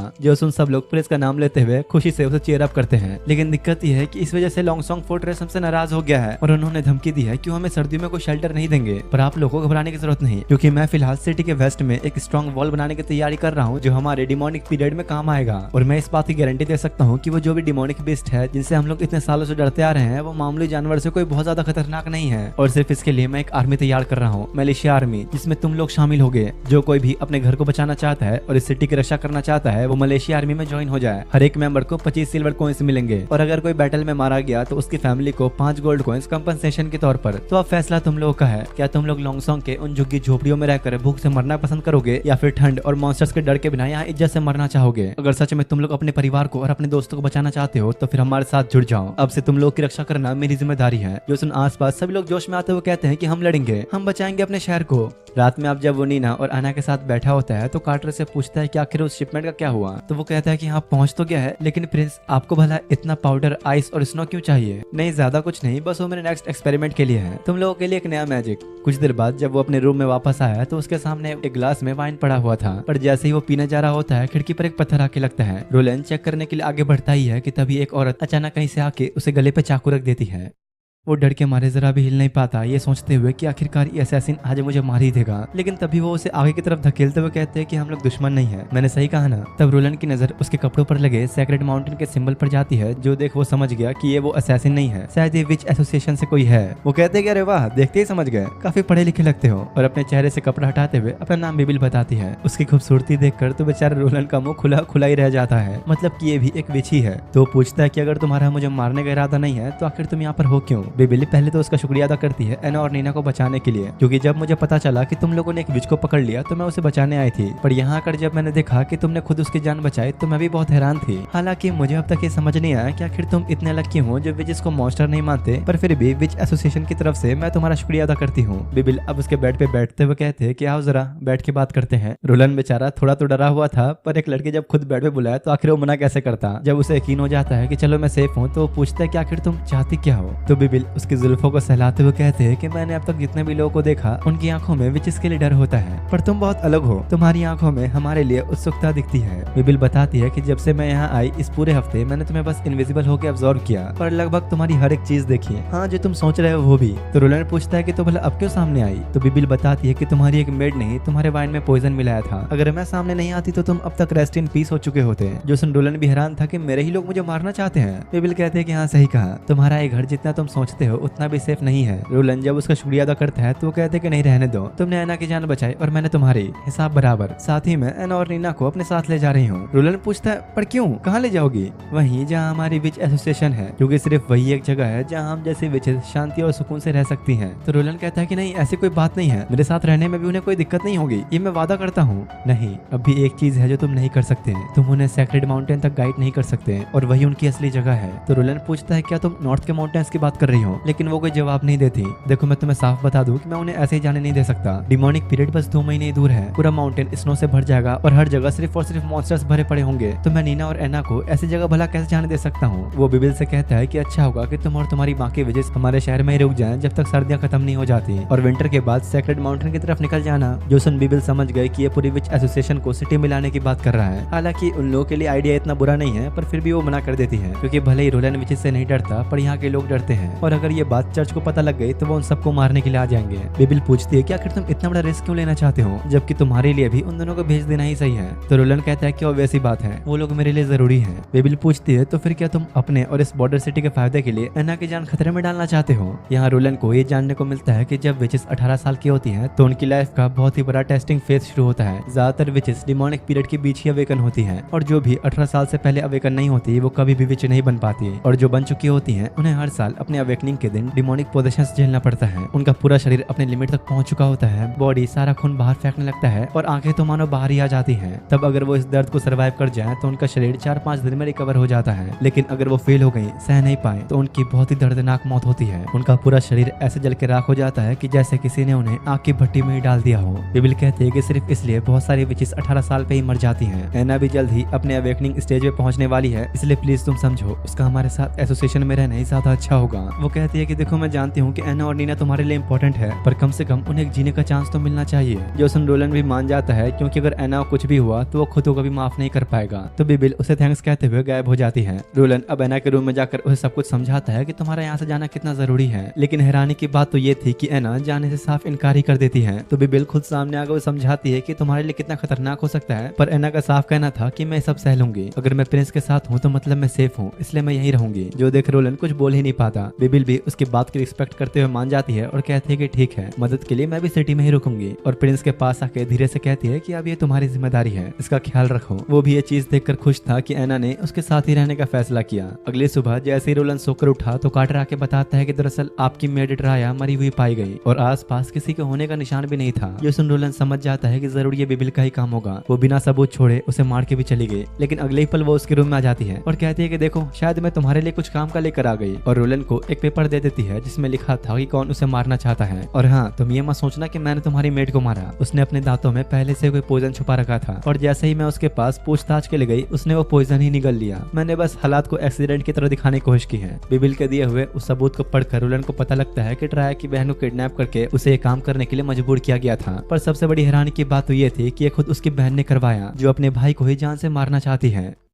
अब कुछ देर बाद रोलन की बारो और कार्टर के साथ एक मीटिंग होती है, जो बताते हैं कि सारे मिनरल्स 50% प्राइस पर बेचने के बाद भी हमें 200 गोल्ड कॉइन मिले, जो एक अच्छा अमाउंट है, क्योंकि सारे खर्चे निकालने के बाद भी हमारे पास 90 गोल्ड कॉइन्स बच रहे हैं, जो सर्दियों में काम आ जाएंगे। साथ ही कार्टर बताता है कि हमारे मलेशिया आर्मी में लोग तो ज्वाइन हो रहे हैं, जल्द ही 100 लोगों का टारगेट भी पूरा हो जाएगा, लेकिन ट्रेनिंग में एक बहुत बड़ी प्रॉब्लम है, क्योंकि ऑब्वियस ही बात है कि हम इन किसानों और मजदूरों से ये एक्सपेक्ट नहीं कर सकते हैं कि वो इन बड़े बड़े और खतरनाक डिमोनिक बीस्ट से लड़ पाएंगे। ये लोग तो ठीक से तलवार भी नहीं पकड़ सकते हैं। तो रोलन पूछता है कि फिर इस चीज के लिए हम क्या करें? तो कार्टर कहता है क्यों ना हम बोरिस से जाकर उससे थोड़ी हेल्प लें। तो रोलन कहता है कि हाँ ठीक है, ये भी ट्राई करके देख लो। ये सुन कार्टर भी जाने की तैयारी करने के लिए निकल जाता है। बारोफ कहता है कि देखिए आप बुरा मत मानिएगा, पर कार्टर अभी नोबल से काम को नहीं समझ पाता, वो अब भी काफी भोला है। तो रोलन कहता है कि हाँ ये मुझे भी पता है, मैंने तो बस उसे खुश करने के लिए हाँ बोल दिया, क्योंकि मुझे भी अच्छे से पता है कि बोरिस जैसा इंसान हमारी कोई हेल्प नहीं करेगा। फिर बारोफ पूछता है कि तो अब ये सब होगा कैसे, क्योंकि हमारे लोग के पास तो कॉम्बैट एक्सपीरियंस भी नहीं है, और तो और स्वॉर्ड्स और शील्ड की भी बहुत कमी है। तो रोलन कहता है कि चिंता मत करो चाचा, कोई वेपन से कमी नहीं होगी, क्योंकि मैंने कुछ बिल्कुल ही नया बनाने का सोचा है जो दुनिया बदल के रख देगी। और उसने अपने इस नए प्रोजेक्ट पे एना के साथ मिलकर काम करना भी शुरू कर दिया था। वो एना से कहता है कि देखो तुम्हें फिलहाल कुछ नया करना होगा,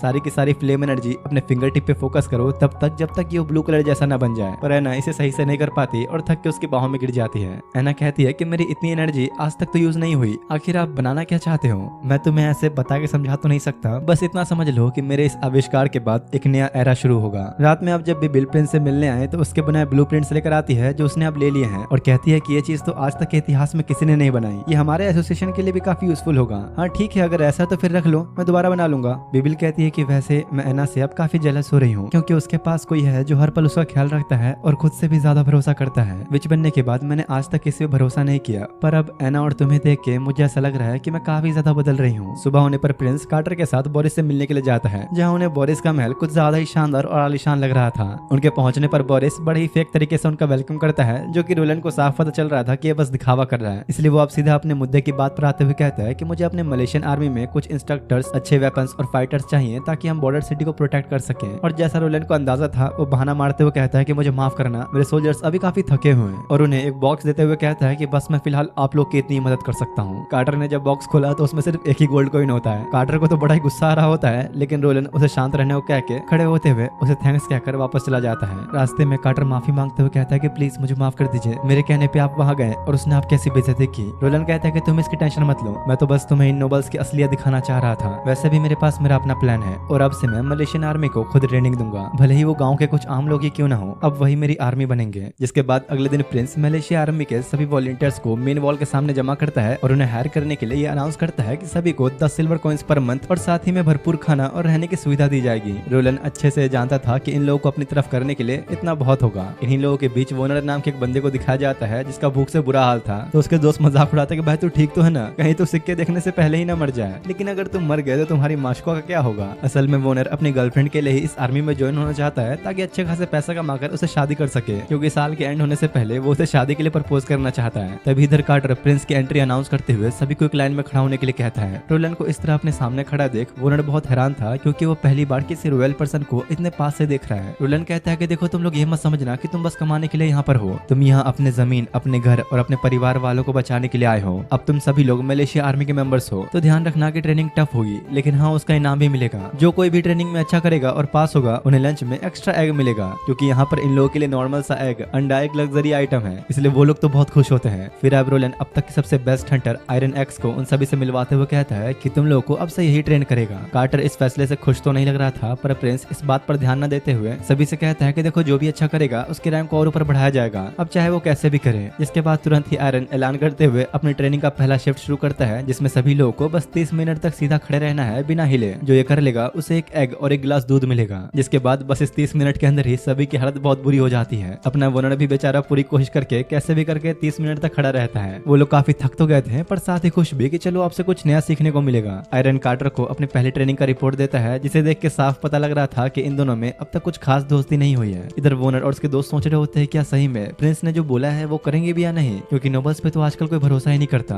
तभी कार्टर प्रिंस को रिपोर्ट करने के बाद आके बताता है कि तुम सबने अच्छा किया, तुम सबको एक अंडा मिलेगा। जो सुन वो लोग बहुत खुश होते हैं कि चलो भाई कम से कम मिल तो गया, क्योंकि यार इनमें से कुछ लोगों ने तो 1 साल से अंडा नहीं खाया। कार्टर सेकंड राउंड अनाउंस करते हुए कहता है कि अगर तुम लोग इस बार भी 30 मिनट तक खड़े रहे तो तुम्हें 2 अंडे मिलेंगे, लेकिन ट्विस्ट ये है कि अगर एक भी फेल हुआ तो किसी को भी कुछ नहीं मिलेगा। इसके बाद सेकंड राउंड के दौरान कार्टर प्रिंस से आकर अपने दिल की बात कहते हुए कहता है कि मुझे माफ कीजिएगा, मैंने वैसे तो आज तक आपके फैसले पे कभी उंगली नहीं उठाई, पर ये एक बहुत ही कमजोर ग्रुप है। ऐसे लोग जब अपने सामने उन डिमोनिक बीस्ट को देखेंगे तो भाग खड़े होंगे, और वैसे भी ऐसी ट्रेनिंग से क्या मिलेगा जिसमें ये लोग बस खड़े हैं। क्या सच में आप आयरन एक्स को इनका कैप्टन बनाने वाले हैं? तो रोलन पूछता है कि ठीक है फिर क्या तुम्हारे पास कोई और तरीका है 2 महीने में ही इन्हें एक फाइटर जैसे तैयार करने के लिए? तो कार्टर कहता है कि नहीं, हो ही नहीं सकता, कम से कम 5 साल तो लगेंगे ही। तो रोलन कहता है कि एग्जैक्टली, बस इसलिए मैं इन्हें कोई फाइटर या फिर नाइट नहीं बना रहा, मैं असल में इन्हें राइफल मैन बनाना चाहता हूँ। तुम कुछ समय बाद समझ जाओगे कि मैं क्या कर रहा हूँ। रोलन कार्टर को आगे के इंस्ट्रक्शंस देते हुए कहता है कि अब तुम बस इन सबको फॉलो करो, लेकिन आखिर लड़ाई में इन सबका क्या काम? तो प्रिंस कहता है इसलिए क्योंकि एक पावरफुल आर्मी वही होती है जिसके सोल्जर्स स्मार्ट और एजुकेटेड हो। तुम इस चीज को भी जल्दी समझ जाओगे। कुछ देर बाद वो सभी लोग लंच कर रहे होते हैं, जहाँ उन लोगों को अंडे भी मिले थे। आयरन भी शांति से अपना खाना खा रहा होता है कि तभी कार्टर आके ट्रेनिंग का अगला राउंड अनाउंस करता है, और ये सबको पूरा करना है, भले एक दूसरे को कंधे पे उठा क्यों ना करना पड़े। अगर ढंग से पास कर लिया तो सबको रात में भी एक एग मिलेगा। और आयरन से कहता है कि आज रात अपनी एक आंख खुली रख के सोना। काफी घंटे बीतने के बाद भी वो लोग दौड़ के टाउन के चक्कर लगा ही रहे होते हैं कि तभी वोनर गिर जाता है। इसके बाद उन लोगों ने ये राउंड भी फिनिश कर लिया होता है, पर उन्हें बाद में पता लगता है कि 3 लोग मिसिंग हैं, जो और कोई नहीं बल्कि वोनर और उसके दोस्त थे। वो दोनों ही उसे साथ लेकर राउंड कंप्लीट करते हैं। सेलिब्रेट करते हुए वो लोग रात में खाना पीना खाकर बैठे ही थे कि तभी कार्टर आके नाइट ट्रेनिंग अनाउंस करता है। आयरन भी हैरान होता है कि एक और ट्रेनिंग, पर क्यों? तो कार्टर कहता है कि इसे बस एक इमरजेंसी ड्रिल समझ लो। दूसरी तरफ यहाँ रोलन जब अपने रूम में आया तो बिबिल उसका इंतजार कर रही होती है और कहती है कि माफ करना, मैंने तुम्हारा खाना खा लिया, तुम काफी समय लगा रहे थे आने में और खाना भी ठंडा हो रहा था, तो मैंने ही खा लिया। रोलन कहता है कि यार मैं एक प्रिंस हूँ, कम से कम थोड़ी इज्जत तो कर लिया करो। तो बिबिल अपना सर झुकाते हुए कहते हैं कि इतना ठीक है ना सर जी, पैर भी दबा दूं क्या आपके। रोलन बस मुस्कुरा के ज्यादा ध्यान न देते हुए अपने वही ब्लूप्रिंट्स बनाने में लग जाता है। बिबिल कहते हैं कि मुझे तो अब तक ही समझ नहीं आ रहा कि आखिर तुम इन चीजों पे अपने पैसे ऐसे पानी की तरह क्यों बहा रहे हो। तो रोलन कहता है कि ऑब्वियस सी बात है, ये सब कुछ सिटी के लिए है तो आखिर में हमारा ही फायदा होना है। बिबिल पूछती है कि तो फिर ये पढ़ाई लिखाई क्या मतलब है, क्या तुम भूल गए कि यहाँ के लोग बस अपने पेट के लिए लड़ रहे हैं। तो कहता है कि हाँ मुझे पता है, और मैं इसी ज्ञान से उन्हें ये एहसास दिलाऊंगा कि किसी मकसद के लिए लड़ना कितना जरूरी होता है। जिसके बाद सुबह तक लगातार काम करते हुए रोलन अपना नया ब्लूप्रिंट रेडी कर लेता है। साथ ही बगल में उसका बनाया एक नया सामान भी तैयार होकर रखा था। रोलन उसे साफ करते हुए एक छोटी सी गोली उठाता है और कहता है कि बस यही तो चाहिए, ये चीज इस वर्ल्ड को चेंज करके रख देगी। जिसके बाद वो कार्टर और आयरन को जंगल में मिलाकर उन्हें अब तक के इतिहास का पहला गेम चेंजर वेपन दिखाता है, जो कि है एक राइफल, और समझाता है कि असल में एक लॉन्ग रेंज वेपन है, तुम इसके बस एक शॉट में खड़े खड़े किसी को ही मार सकते हो। तो कार्टर पूछता है कि हमारे तीर कमान जैसा कुछ है क्या। तो प्रिंस कहता है कि नहीं, इसे लोड करने में थोड़ा टाइम लगता है, लेकिन ये तीर कमान से बहुत ज्यादा इफेक्टिव और पावरफुल है। रोलन उन्हें गन पाउडर दिखाता है और गनों को कैसे लोड करना है वो भी समझाता है। वो राइफल को एक स्ट्रेट लाइन में ढंग से पकड़ने के लिए देता है और फायर करवाता है, और गोली सामने रखे आर्मर के आर पार चली जाती है, जो देख उन्हें ये क्लियर हो जाता है कि उस ट्रेनिंग का आखिर क्या मतलब था। कार्टर कहता है कि ये चीज तो बहुत कमाल है, पर आपने अब तक कितने बनाए। तो रोलन कहता है कि नहीं, अभी तो बस 2 ही हैं, हो सकता है कि मैं डिमोनिक पीरियड से पहले 2 और बना पाऊं। जो सुन कार्टर थोड़ा परेशान हो गया कि ये तो बहुत ही कम है। देखो भले ही हमारे पास ये बड़ी क्वांटिटी में नहीं है, पर वेपन्स बस एक टूल होते हैं, असली ताकत तो ट्रस्ट और लॉयल्टी में होती है। एक सच्चा वॉरियर ही वेपन का असली पोटेंशियल समझ सकता है। रोलन उन दोनों को एक एक राइफल देते हुए कहता है कि अब बॉर्डर सिटी का एक हिस्सा तुम्हारे हाथों में है। इस पर दोनों प्रिंस के सामने झुककर इस अपॉर्चुनिटी के लिए शुक्रिया अदा करते हैं और वादा करते हैं कि मरते दम तक हम सिटी की रक्षा करेंगे। इधर दूसरी तरफ भाई ड्यूक का चाटुकार बोरिस उसे सब बता रहा होता है कि कैसे बॉर्डर सिटी ने मलेशियन आर्मी में काफी सारे लोगों को भर्ती किया है और एक बड़ी सी वॉल बनाई है डीमन से बचने के लिए। तो ड्यूक कहता है कि अरे बोर मत करो बोरिस, ये सारी चीजें अब मुझे कुछ खास बात नहीं लगती, और न ही मेरे कोई लॉन्ग सॉन्ग फोर्ट्रेस को इससे कोई फर्क पड़ेगा।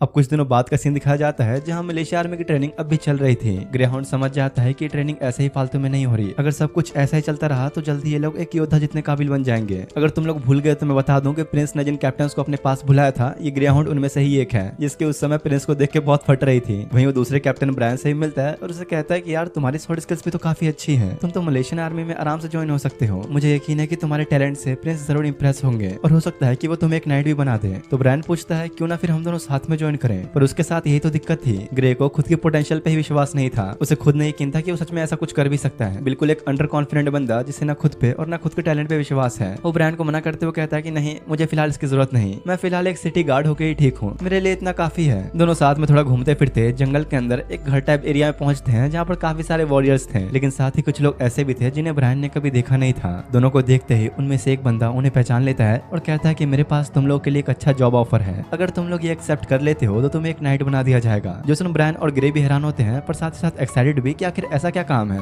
वो कहता है कि देखो मैं तुम्हें साफ क्लियर कर दूं कि मेरे जो अंकल हैं वो ड्यूक के one of the trusted man में से एक हैं, पर तुम्हारे प्रिंस ने ड्यूक के ऑफर को ठुकरा के उसकी ही बेइज्जती की और बस इसलिए मैं यहाँ आया हूँ और मुझे अब तुम लोग की हेल्प चाहिए प्रिंस के कैसल में जाने के लिए। ग्रे और ब्रायन दोनों ही ये सुनकर समझ गए थे कि यहाँ पर चीजें कुछ ठीक नहीं, पर फिर भी बेचारा मासूम ग्रे पूछ लेता है कि आखिर तुम लोग कैसल में जाके क्या प्रिंस को मारने वाले हो, पर वो तो 4th प्रिंस है ना, तुम भला उन्हें क्यों मारना चाहते हो। जिस पर वो कहता है कि अरे नहीं, शायद तुमने गलत समझ लिया, अगर हमने ऐसे ही जाकर डायरेक्टली प्रिंस को मार दिया तो सारा इंजाम फिर ड्यूक पर आ जाएगा, इसलिए हमारा प्लान इससे भी ज्यादा आसान है, बस किसी ऐसी चीज को डिस्ट्रॉय करना जिस पर अभी बॉर्डर सिटी डिपेंड करती है, जो कि है फूड सप्लाई। हमारा काम बस इतना है कि उसके फूड सप्लाईज को जो कि स्टॉक में रखे हुए हैं उसे जलाकर राख कर देना, और जो भी ड्यूक के इस काम में उनकी हेल्प करेगा उन्हें नाइट का दर्जा दिया जाएगा, और तो और लॉन्ग सॉन्ग के ईस्ट में मौजूद कुछ जमीनें भी तुम्हारे नाम करी जाएंगी। ब्रायन तो ये सब सुन के हैरान था और सोच रहा होता है कि आखिर वो आप करे तो करे क्या, पर बेचारा भोला भाला ग्रे बिना कुछ सोचे समझे अपने मन की बात कर देता है कि आखिर तुम लोग करना क्या चाहते हो। इस साल डिमोनिक पीरियड 4 महीने तक भी रह सकता है, अगर सारा फूड सप्लाई खत्म हो गया तो बॉर्डर सिटी के अंदर मौजूद हर एक इंसान मारा जाएगा। ब्रायन समझ जाता है कि अब ये लोग क्या करने वाले हैं, क्योंकि कुछ लोगों ने अपनी तलवारों के साथ उन्हें घेरना शुरू कर दिया था, क्योंकि अब वैसी बात है कि अब वो दोनों ही प्लान जान चुके हैं, तो या तो वो इसमें शामिल हो जाए या फिर यही मारे जाएं। ब्रायन सोचने लगता है कि आखिर अब मुझे क्या करना चाहिए, क्या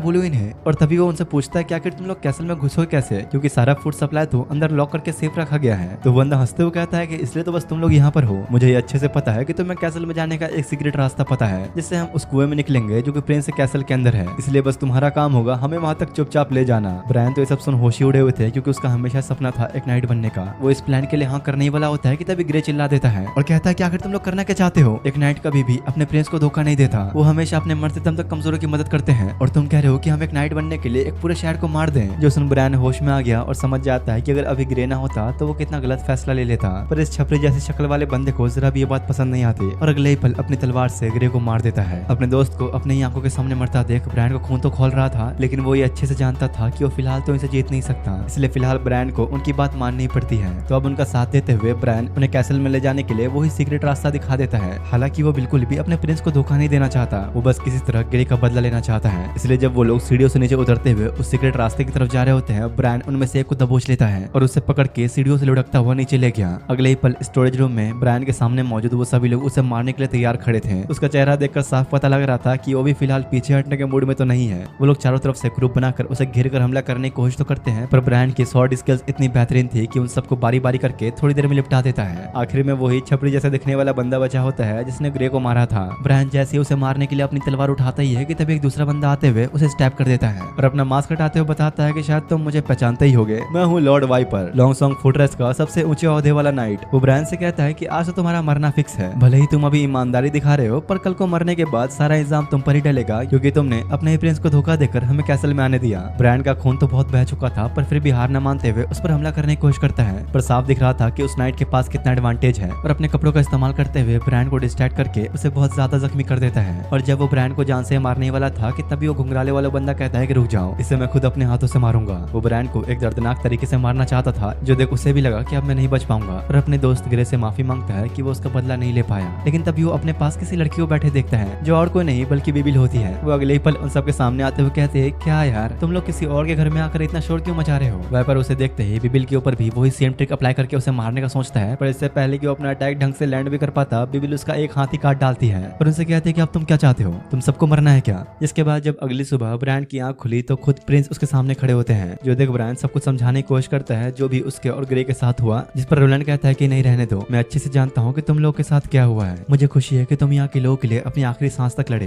तुम बॉर्डर सिटी के एक नए हीरो हो। रोलैंड और बाकी सभी अपना सर झुकाकर उसका शुक्रिया अदा करते हैं हजारों लोगों की जान को बचाने के लिए। इस पर ब्रायन रोते हुए कहता है कि नहीं, असली हीरो तो ग्रे है, उसने ऐसी हिम्मत दिखाई जो शायद मैं कभी नहीं दिखा पाता। इस पर रोलैंड कहता है कि चिंता मत करो, मैं जानता हूँ उसका फ्यूनरल पूरे इज्जत के साथ किया जाएगा एक हीरो के तौर पर, और उसकी फैमिली का ख्याल अब से मैं रखूंगा। ब्रायन पूछता है तो आखिर उन दोनों क्रिमिनल्स का क्या हुआ। चिंता मत करो, वो दोनों अभी हमारे कब्जे में हैं और उन्हें वही सजा दी जाएगी जिसके वो लायक हैं, ताकि अगली बार से कोई ऐसा करने से पहले 100 बार सोचे। और जाने से पहले रोलैंड ब्रायन से वादा करता है कि जैसे ये डिमोनिक पीरियड खत्म होगा मैं तुम्हें अपना एक नाइट बनाऊंगा। बाहर आने पर बारोव कहता है कि मुझे इस बात का पूरा यकीन है कि आप भी अच्छे से जानते हैं कि इन सब के पीछे ड्यूक रियान का हाथ है। कार्टर कहता है कि हाँ सही कहा, वो दो क्रिमिनल्स जिन्हें हमने पकड़ा उनमें से एक ड्यूक का पर्सनल नाइट है। साथ ही बारोव ये भी बताता है कि जो छपरी जैसा दिखने वाला दूसरा बंदा है वो असल में बोरिस का कोई दूर का भतीजा है, तो शायद बोरिस भी इस प्लान में शामिल है। तो रोलैंड बारोव से पूछता है तो फिर तुम ही बताओ मुझे क्या करना चाहिए। जिस पर वो साफ कह देता है कि देखिए हमारे किंगडम के कानून के अनुसार इन दोनों को ही मार देना चाहिए, पर क्योंकि इन लोगों का नोबल्स के साथ अच्छा कनेक्शन है तो हमारे लिए समझदारी इसी में होगी कि थोड़ा इंतजार करें। फिलहाल बस देखते हैं कि ड्यूक और बारोस क्या करते हैं। और कुछ ऐसा ही होता है, अभी इन्होंने फैसला लिया भी नहीं था कि तभी पता लगता है कि बोरिस खुद इनसे मिलने आया है, जो इस वक्त काफी नर्वस था क्योंकि वो जानता था कि उनसे बहुत बड़ी गलती हो चुकी है। तो रोलैंड आकर पूछता है कि आखिर तुम्हें क्या काम पड़ गया मुझसे, यहाँ आए क्यों। असल में यार ये मोटू प्रिंस को 50 गोल्ड कॉइंस की रिश्वत देकर अपने भतीजे और वाइपर को छुड़वाना चाहता था, और कहता है कि देखिए फिलहाल आप उन्हें छोड़ दीजिए, मैं उन्हें समझा दूंगा कि आगे से दोबारा कोई ऐसी गलती ना हो, और जो भी उन्होंने क्राइम किया उसके बदले में बस ये एक छोटा सा मुआवजा है। जो सुन रोलैंड को ऑब्वियसली बातें काफी गुस्सा आ रहा था और पूछता है तो फिर तुम ये चाहते हो कि मैं इन पैसों के बदले उन क्रिमिनल्स को खुला छोड़ दूं जो मेरे कैसल में घुसे हैं मुझे मारने के लिए, मेरे फूड सप्लाईज को जलाने के लिए, और तो और उन्होंने कैप्टन को भी मार डाला। जिस पर ये मोटू बहाना देते हुए कहता है कि अरे प्रिंस मुझे तो सब पता ही नहीं था, मैं तो इस बारे में कुछ जानता भी नहीं था कि मेरा भतीजा कुछ ऐसा करने वाला है। रोलैंड पूछता है क्या ड्यूक का भी इसके पीछे कोई हाथ है, जिस पर बोरिस साफ मना कर देता है कि नहीं, उन्हें तो इस बारे में पता भी नहीं था। तो रोलैंड कुछ सोचने के बाद कह देता है कि ठीक है जैसे तुमने कहा मैं ऐसे दिखा दूंगा क्रिमिनल्स ने खुद एक प्रिंस को मारने की कोशिश की है। जो सुन बोरिस बहुत खुश होता है कि अरे बस ये तो चाहिए, आपका बहुत बहुत शुक्रिया। लेकिन रोलैंड साफ कह देता है कि ये सब तो ठीक है पर उन क्रिमिनल्स ने जो किया उसके लिए उन्हें मौत की सजा तो मिलेगी ही। जो सुन बारोव थोड़ा परेशान हो गया था क्योंकि अब उन पे बहुत बड़ी सरदर्दी आने वाली है, और रोलैंड अपना फैसला सुना के उठकर चला जाता है। तो बारोस प्रिंस को रोकते हुए कहता है कि तुम भूल तो नहीं रहे, हम नोबल्स के क्राइम को गॉड के नाम पर माफ किया जा सकता है। तो रोलैंड कहता है कि ठीक है अगर इन्हें माफी देना गॉड की ही मर्जी है तो मैं क्यों ना इन्हें गॉड से ही मिलवा दूं।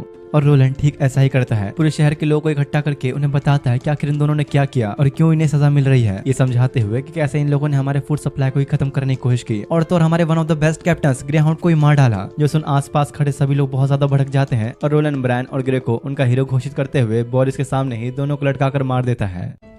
रात में जब रोलन सिटी की परेशानियों के बारे में सोच रहा होता है तो बिबिल वहाँ आती है। तो रोलन उसका शुक्रिया अदा करते हुए कहता है कि मुझ पे तुम्हारा एक एहसान रहेगा। इस पर वो कहते हैं कि अरे नहीं, रहने दो, तुम्हें बचाकर मैंने एना और नीना की ही जान बचाई है। रोलन कहता है कि वैसे अगर तुम मेरी पर्सनल बॉडीगार्ड बन जाओ तो वैसे छुप छुप के आना जाना नहीं पड़ेगा, मंथली सैलरी कमाओगी, वीकेंड्स पे ऑफ भी दूंगा और तो और पेड लीव भी। जो सुन बिबिल हैरानी से पूछती है कि ये नया लेबर राइट्स तुमने ऐड किए हैं क्या? ये सब छोड़ो, मुझे जरा ये बताओ कि तुम इतने हिपोक्रेट क्यों हो? हाई क्लास नोबल्स को ऊपर वाले के नाम पर फांसी दे रहे हो और विचेस को सबसे छुपाकर बचा रहे हो, जो चर्च के नियमों के तो बिल्कुल खिलाफ है। रोलन कहता है कि देखो, साफ बात यह है कि चर्च करप्ट है, ये बात जानते तो सब लोग हैं पर मानना कोई नहीं चाहता। मेरी नजर में कानून भले ही अंधा होता है लेकिन इंसाफ नहीं, इसलिए मैं बस वही कर रहा हूँ जो मेरे खुद के लोगों के लिए सही है। अगर गॉड इस बात को नहीं समझ सकते तो वो गॉड ही नहीं है। जोसन बिबिल बहुत ही हैरानी के साथ उसे देख रही होती है और सोचती है कि ऐसा लग ही नहीं रहा कि एक प्रिंस के शब्द हैं, ये जरूर एक नए रेवोल्यूशन की शुरुआत है।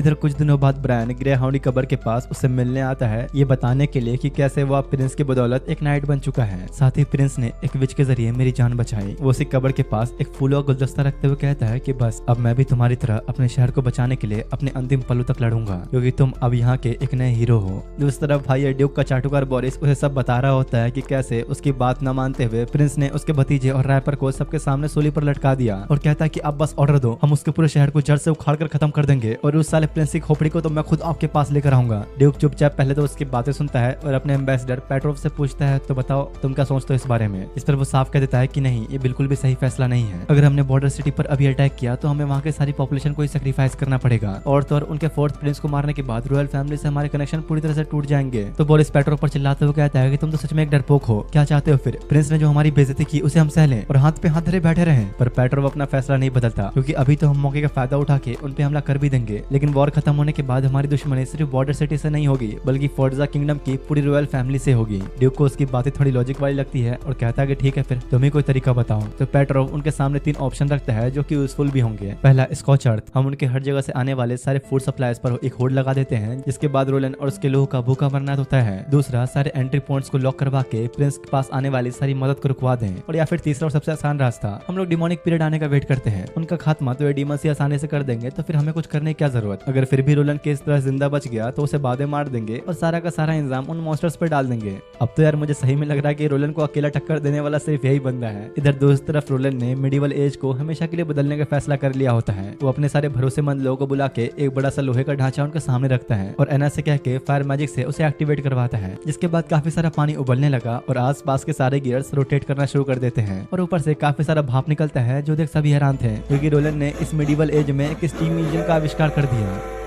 कार्टर जब अपने सामने उस मशीन को घूमते हुए देखता है तो उसे समझ आ गया कि ऐसी भयानक चीज के सामने तो उनकी पूरी आर्मी बस एक मजाक है, क्योंकि ऑब्वियस सी बात है कहाँ नाइट्स को ट्रेन करने में 15-20 साल और ये मशीन बस कुछ दिनों में ही तैयार। तो वो घबराते हुए रोलन से पूछता है कि क्या नाइट्स का कोई काम नहीं रहा? तो रोलन कहता है कि नहीं यार, ऐसा नहीं है, हर एक नाइट के अंदर खुद की एक स्पिरिट होती है जिसकी फिलहाल हमें बहुत जरूरत है, हम बस थोड़ा अपडेटेड होकर लड़ेंगे, पुराने तीर कमान को राइफल से रिप्लेस करेंगे और ये स्टीम इंजन एक नए मशीनरी के तौर पर काम करेगा। हालांकि तुम जो अपने सामने ये देख रहे हो ये चीज बैटलफील्ड के लिए नहीं है, क्योंकि मैं थोड़ा लॉन्ग टर्म गेम खेलना चाहता हूँ। मेरा सबसे पहला गोल है अपनी इकोनॉमी को सबसे ऊपर ले जाना। अब इसकी टेस्टिंग करने के लिए वो नॉर्थ के स्लोप माइंस पर कुछ ट्रैक बिछवा के उस पर इंजन डिप्लॉय करवाता है। उसने सारे भारी भरकम ओर्स जो अब तक ये माइनर्स उठा रहे थे वो सारा कुछ इंजन पे डलवा दिया, जो देख आसपास के लोग बहुत हैरान होते हैं, क्योंकि इस स्टीम इंजन के लिए तो जैसे भारी भरकम वजन कुछ था ही नहीं। फिलहाल इस टाइम के लिए ये एक ऐसा मैकेनिकल बीस्ट था जिससे लेबर्स का भी काम आसान होगा और प्रोडक्शन रॉकेट की तेजी से आगे बढ़ेगा। माइनर्स और बाकी सब लोग तो ये देख बड़े खुश होते हैं, पर रोलन ये जानता था कि great power comes with great responsibility, क्योंकि ये चीज एक हाई प्रेशर स्टीम इंजन है तो पल भर में ही कई सौ लोगों को मार सकता है अगर ब्लास्ट हुआ तो। इसलिए रोलन सभी के लिए सेफ्टी प्रोटोकॉल्स लागू करता है, जैसे कि तेज सीटियों वाला वार्निंग और कुछ इमरजेंसी एग्जिट, ताकि किसी भी तरह की दुर्घटना होने से पहले लोग खुद को संभाल सकें। साफ दिख रहा था कि वो बॉर्डर सिटी जो कुछ समय पहले बर्बाद होने के कगार पर थी, अब एक नए एरा की शुरुआत करने वाली है, एक ऐसा इंडस्ट्रियल रिवॉल्यूशन जो कि किसी को भी नहीं पता कहाँ जाकर रुकेगा। इधर कैसल में नीना डिमोनिक पोजीशन के बारे में सोचकर थोड़ी डरी सहमी से बैठे हुई थी, क्योंकि उसने विचेस के बारे में पास्ट की कुछ डरावनी कहानियां सुनी थी, पर उसकी नजर में एना एक अलग ही लेवल पर थी, क्योंकि एक समय तक उसे मौत ही आजाद होने का इकलौता रास्ता लगता था जब तक वो रोलन से नहीं मिली। एना नीना के पास बैठ के समझाती है कि डरने के बजाय जीने की वजह ढूंढो, फिर चाहे जिंदा रहना ही तुम्हारी एक वजह क्यों ना हो, पर कम से कम एक वजह तो होनी चाहिए। हाँ, आपने सही कहा, इसलिए मैं अब यहाँ रहकर बस प्रिंस की मदद करना चाहती हूँ। तभी अचानक कार्टर आते हुए बताता है कि एक वर्कर ने सेफ्टी प्रोटोकॉल्स पर ध्यान नहीं दिया, जिसकी वजह से हाई प्रेशर स्टीम सीधा उसके मुंह पर पड़ा। उसकी हालत इतनी बुरी है कि लगता नहीं कि वो रात तक जिंदा ही बच पाएगा, इसलिए उसे हील करने के लिए कुछ कुछ देर पहले ही रोलन ने नीना को बुलाने का ऑर्डर दिया। बारो मना तो करता है कि एक सही फैसला नहीं है, अगर माइनर्स को विच का पता लग गया तो हम एक्सपोज हो जाएंगे, लेकिन रोलन साफ क्लियर कर देता है कि मुझे इससे अब कोई फर्क नहीं पड़ता, किसी की जिंदगी बचाना छुपने छुपाने ज्यादा जरूरी है। तो अब कार्टर नीना को बुला कर लाता है, जो उस माइनर की हालत देखकर काफी डर गई थी, क्योंकि सच में वो कुछ ज्यादा ही जख्मी हो चुका था। तो रोलन समझाता है कि देखो बस इसे एक जख्मी जानवर जैसा ट्रीट करो। तो नीना अपना हीलिंग मैजिक शुरू करती है, जिससे वापस सब कुछ ठीक होने लगा। उसकी जली हुई पूरी बॉडी वापस से रिकवर हो गई, बिल्कुल एक मैजिक की तरह। आसपास खड़े माइनर्स घबराने लग जाते हैं कि क्या जादुई ताकत, ये तो पक्का एक विच है। रोलन उन सभी लोगों को देखते हुए कहता है कि अब मेरी बात जरा ध्यान से सुनो। अब तक चर्च ने विचेस के बारे में जो भी तुम्हें बताया, सिखाया, समझाया, वो सब का सब झूठ है। विचेस कोई मॉन्स्टर नहीं है, बल्कि अगर सही तरीके से देखा जाए तो ये तो हमारे सबसे अच्छे दोस्त हैं। यहाँ तक कि ये लोग तो हमारे शहर को बचाने के लिए लड़ने तक तैयार हैं। ब्रायन चिल्लाते हुए कहता है कि जरा तुम लोग अपनी आंखें खोल के देखो, उस विच ने अभी अभी एक इंसान की जान बचाई। विचेस तो कभी बुरी थी ही नहीं, असली विलन तो ये नोबल्स और बेईमान चर्च वाले हैं। ये सब देखने के बाद उन लोगों का विचेस के प्रति थोड़ा नजरिया भी बदलने लगता है। लेकिन तभी बारो आके बताता है कि एक प्रॉब्लम हो गई, नीना के डैड हमसे मिलने आए हैं, क्योंकि अब ये बात बाहर तक पहुंच गई है कि उसकी बेटी एक विच है। रोलन एना को नीना के साथ अंदर भेजकर बारो और कार्टर के साथ उसके फादर से मिलने पहुंचता है। पर जैसे ही वो लोग पहुंचे, वो गुस्से में प्रिंस से कहता है कि मेरी बेटी को वापस कर, क्योंकि उसे लग रहा था कि रोलन ने उसकी बेटी को विच होने की वजह से अरेस्ट किया है। मैं किसी भी हद तक जा सकता हूँ उसे वापस लेने के लिए। वो तो लिटरली भाई गुस्से में प्रिंस को मारने के लिए तलवार तक निकाल लेता है। तो कार्टर भी प्रिंस को संभालते हुए लड़ने के लिए तैयार था। बारोन चिल्लाते हुए कहता है कि देखो मुझे चर्च की कोई परवाह नहीं, और तो और मुझे उसके विच होने से भी कोई फर्क नहीं पड़ता, और उसके लिए मैं कुछ भी कर सकता हूँ। कार्टर और बारोन दोनों आपस में लड़ना शुरू हो जाते हैं, जो देख प्रिंस समझ गया कि जरूर यहाँ पर कुछ गलत फहमी हुई है, और उसे बताता है कि शायद तुम कुछ गलत समझ रहे हो। मैंने उसे हर्ट करने के लिए नहीं, बल्कि बचाने के लिए अपने पास रखा है। यहाँ तक कि मैं तो खुद उसकी एबिलिटीज को ट्रेन करने पे काम कर रहा हूँ। तो बारोन थोड़ा शांत होते हुए माफी मांगता है कि माफ कीजिएगा, मैंने ये छोटी सी गलत फहमी की वजह से आपके ऊपर तलवार उठा दिया। तब यह ना नीना को लेकर आती है, जो भागकर अपने डैड से मिलने चली गई। इसके बाद बारोन थोड़ा शांत होकर प्रिंस के साथ बैठा उसे नीना की एक छोटी सी कहानी सुनाता है कि कैसे इसने एक छोटी बिल्ली को यादों से ठीक कर दिया जब वो गाड़ी के नीचे दबके जख्मी हो गई थी। तब से ही बारोन को पता लग गया था कि नीना एक विच है, लेकिन उसने कभी बाकी लोगों की तरह अपनी बेटी को मॉन्स्टर नहीं समझा। रोलन कहता है कि देखो अब धीरे धीरे खबर फैली जाएगी, तो इसलिए अच्छा ये रहेगा कि तुम नीना को बॉर्डर सिटी में ही रहने दो। उसका हीलिंग मैजिक डिमोनिक पीरियड में हमारे काफी ज्यादा काम आएगा। पर बारोन साफ मना कर देता है कि नहीं, नीना बस एक छोटी बच्ची है जो ज्यादा से ज्यादा बस छोटे जानवरों को हील कर सकती है। उसका प्लान था कि वो नीना को यहाँ से कहीं दूर ले जाएगा और उसकी इन पावर्स को हमेशा के लिए दुनिया से छुपा के रखेगा। तो रोलन समझाता है कि देखो असली खतरा सिर्फ वो डीमंस नहीं है, बल्कि जल्द ही हमारे ऊपर ड्यूक भी हमला करेगा, और मैं बिना इन दोनों की मदद के ये सब नहीं झेल सकता। तभी कार्टर कुछ माइनर्स के साथ रूम में आता है, जहाँ वो बंदा भी था जिसका चेहरा कुछ देर पहले नीना ने ठीक किया था। बारोन को लगता है कि आप तो सबको पता लग गया, ये लोग पक्का विजिस को हंट करने के लिए बोलेंगे, लेकिन वो माइनर्स उल्टा उनके सामने घुटने ही टेक देते हैं और नीना का शुक्रिया अदा करते हुए कहता है कि आपका मैं ये एहसान कभी नहीं भूलूंगा। चर्च ने आज तक हमें बस धोखे में रखा, हमें बेवकूफ बनाया, पर मैं तुम्हारा ये एहसान कभी नहीं भूल सकता। जो देख नीना और बारोन दोनों खुशी से इमोशनल हो गए, क्योंकि पहली बार समाज में किसी ने एक विच को एक्सेप्ट किया है। बारोन को भी समझ में आ गया कि जिस पावर को अब तक वो एक कर्ज समझ रहा था, वो तो एक वरदान निकला। रोलन अब बारोन से अकेले में बात करने के लिए उसे गार्डन में लेकर आता है और अपना एक अल्टीमेट साइकोलॉजी मूव चलता है। वो बारोन को ऑर्डर नहीं देता, बल्कि उसके और उसके पूरे एग्जिस्टेंस को प्रेस करता है कि कैसे उसके फादर एक महान लेजेंडरी नाइट थे, जो अकेले खुले मैदान में एक जायंट डिमोनिक बीस्ट के सामने डटकर खड़े रहे और हार नहीं मानी। रोलन समझाता है कि देखो मैं अच्छी तरह से जानता हूँ कि तुम उन आम नोबल्स की तरह बिल्कुल भी नहीं हो, अभी भी एक योद्धा जैसे भारी आर्मर्स पहनते हो, तलवार लेकर घूमते हो, और हाथों की लकीरें साफ बयां कर रही है कि तुमने अब तक कितनी लड़ाइयां लड़ी हैं। रोलन डायरेक्ट मेन बात पर आते हुए कहता है कि मुझे तुम जैसे किसी की जरूरत है, क्या इस मुश्किल समय में तुम मेरे साथ लड़ोगे? इस पर बारोन थोड़ा घबरा गया, क्योंकि वो तो यहाँ नीना को स्ट्रॉन्ग हेल्ड की सेफ्टी में ले जाने आया था। पर रोलन ये जवाब देते हुए उसका ये वहम दूर कर देता है कि अगर नोबल्स को गलती से ही पता लग गया कि नीना एक विच है, तो वो लोग खुद बिना सोचे समझे उसकी जान लेने पे उतर आएंगे। लेकिन अगर वो यहाँ हमारे साथ बॉर्डर सिटी में रही, तो जल्दी लोग उसे एक गार्जियन एंजल की तरह पूजेंगे। रोलन बारोन से ये कहते हुए वादा करता है कि देखो मैं खुद फ्रंट लाइन पर लड़ूंगा, अगर किसी भी तरह शहर पे कोई खतरा आता है तो सबसे पहले नीना को यहाँ से निकाला जाएगा, और ये मेरा तुमसे पक्का वादा है। और क्योंकि प्रिंस ने खुद सामने से उसे इतना बड़ा वादा कर दिया, तो उसकी हिम्मत नहीं बनती कि अब भी वो अपनी बेटी को इस तरह डर के साये में रखे, और घुटनों पर आके खुद को प्रिंस को सौंप देता है, ये कहते हुए कि अब से मैं जिंदगी भर आपके लिए वफादार रहूंगा। अब क्योंकि सर्दियां बहुत ही नजदीक थी, तो यहाँ वर्कर्स का ओवर टाइम में काम शुरू हो चुका था। रोलन की मलेशिया आर्मी लगातार अपनी ट्रेनिंग में लगी थी, लोहार सब अपने काम में लगे थे, राइफल्स बनाने की अलग तैयारी चल रही थी, और तो और छोटे माइनर से लेके चीफ नाइट्स तक सब दिन रात बस अपने काम में लगे होते हैं। सर्दी से बचने के लिए ये बस एक दीवार नहीं थी, बल्कि लोहे का एक पूरा किला बन रहा था। ठंड शुरू होने से एक रात पहले बिबिल खुद एना और नीना से मिलने आती है, ताकि एना को दोबारा मना सके वापस चलने के लिए, और कहती है कि देखो मेरी बात सुनो, चाहे तुम कितनी भी कोशिश कर लो, तुम्हारा ये इंसान मैजिक भी इस खतरनाक सर्दी को नहीं झेल पाएगा। बिबिल एना को होली माउंटेन्स के बारे में बताते हुए कहती है कि देखो हमारे पास अब भी एक ऐसी जगह है जहाँ हम जैसे विचेस आजाद अपनी जिंदगी जी सकती हैं, इन सभी इंसानों की लालच से बनी इस दुनिया से दूर। पर एना को इस बात से फर्क नहीं पड़ता, और अपने पास्ट के बारे में बताते हुए कहती है कि जब मेरी आंखों के सामने मेरी माँ नीना आगे में झुलस कर मरी, उस धुएं की घुटन मुझे आज भी याद है। और मेरा बाप, उसने तो बस 25 गोल्ड कॉइन की लालच में मुझे मरने के लिए यहाँ छोड़ दिया। और रोलन ही था जिसने मुझे उस नर्क से बाहर निकाला। उसकी आंखों में साफ दिखता है कि उसे हम वजह से कितनी परवाह है। मेरे लिए मेरा होली माउंटेन ये बॉर्डर सिटी ही है। जोसन भी बिल कुछ बोल ही नहीं पाते। तभी नीना कहती है कि देखो बाहर बर्फ के सफेद गोले हैं, शायद इसे ही स्नोफॉल कहा जाता है ना। और सही में बाहर स्नोफॉल शुरू हो चुका था, जो कि इस बात का इशारा है कि डिमोनिक पीरियड अब स्टार्ट हो चुका है। और इसी के साथ ही वीडियो यहीं पर एंड होती है। असल में यार इस एनिमे के 12 एपिसोड्स आने थे, पर किसी कारण की वजह से इसके अभी तक सिर्फ 8 ही एपिसोड्स रिलीज हुए हैं। बाकी एपिसोड डिसकंटिन्यू हो चुके हैं। इसके पीछे की वजह तो नहीं पता मुझे, पर हो सकता है कि शायद फ्यूचर में आ जाए, इसलिए फिलहाल तुम लोग सब्सक्राइब करके रख लो।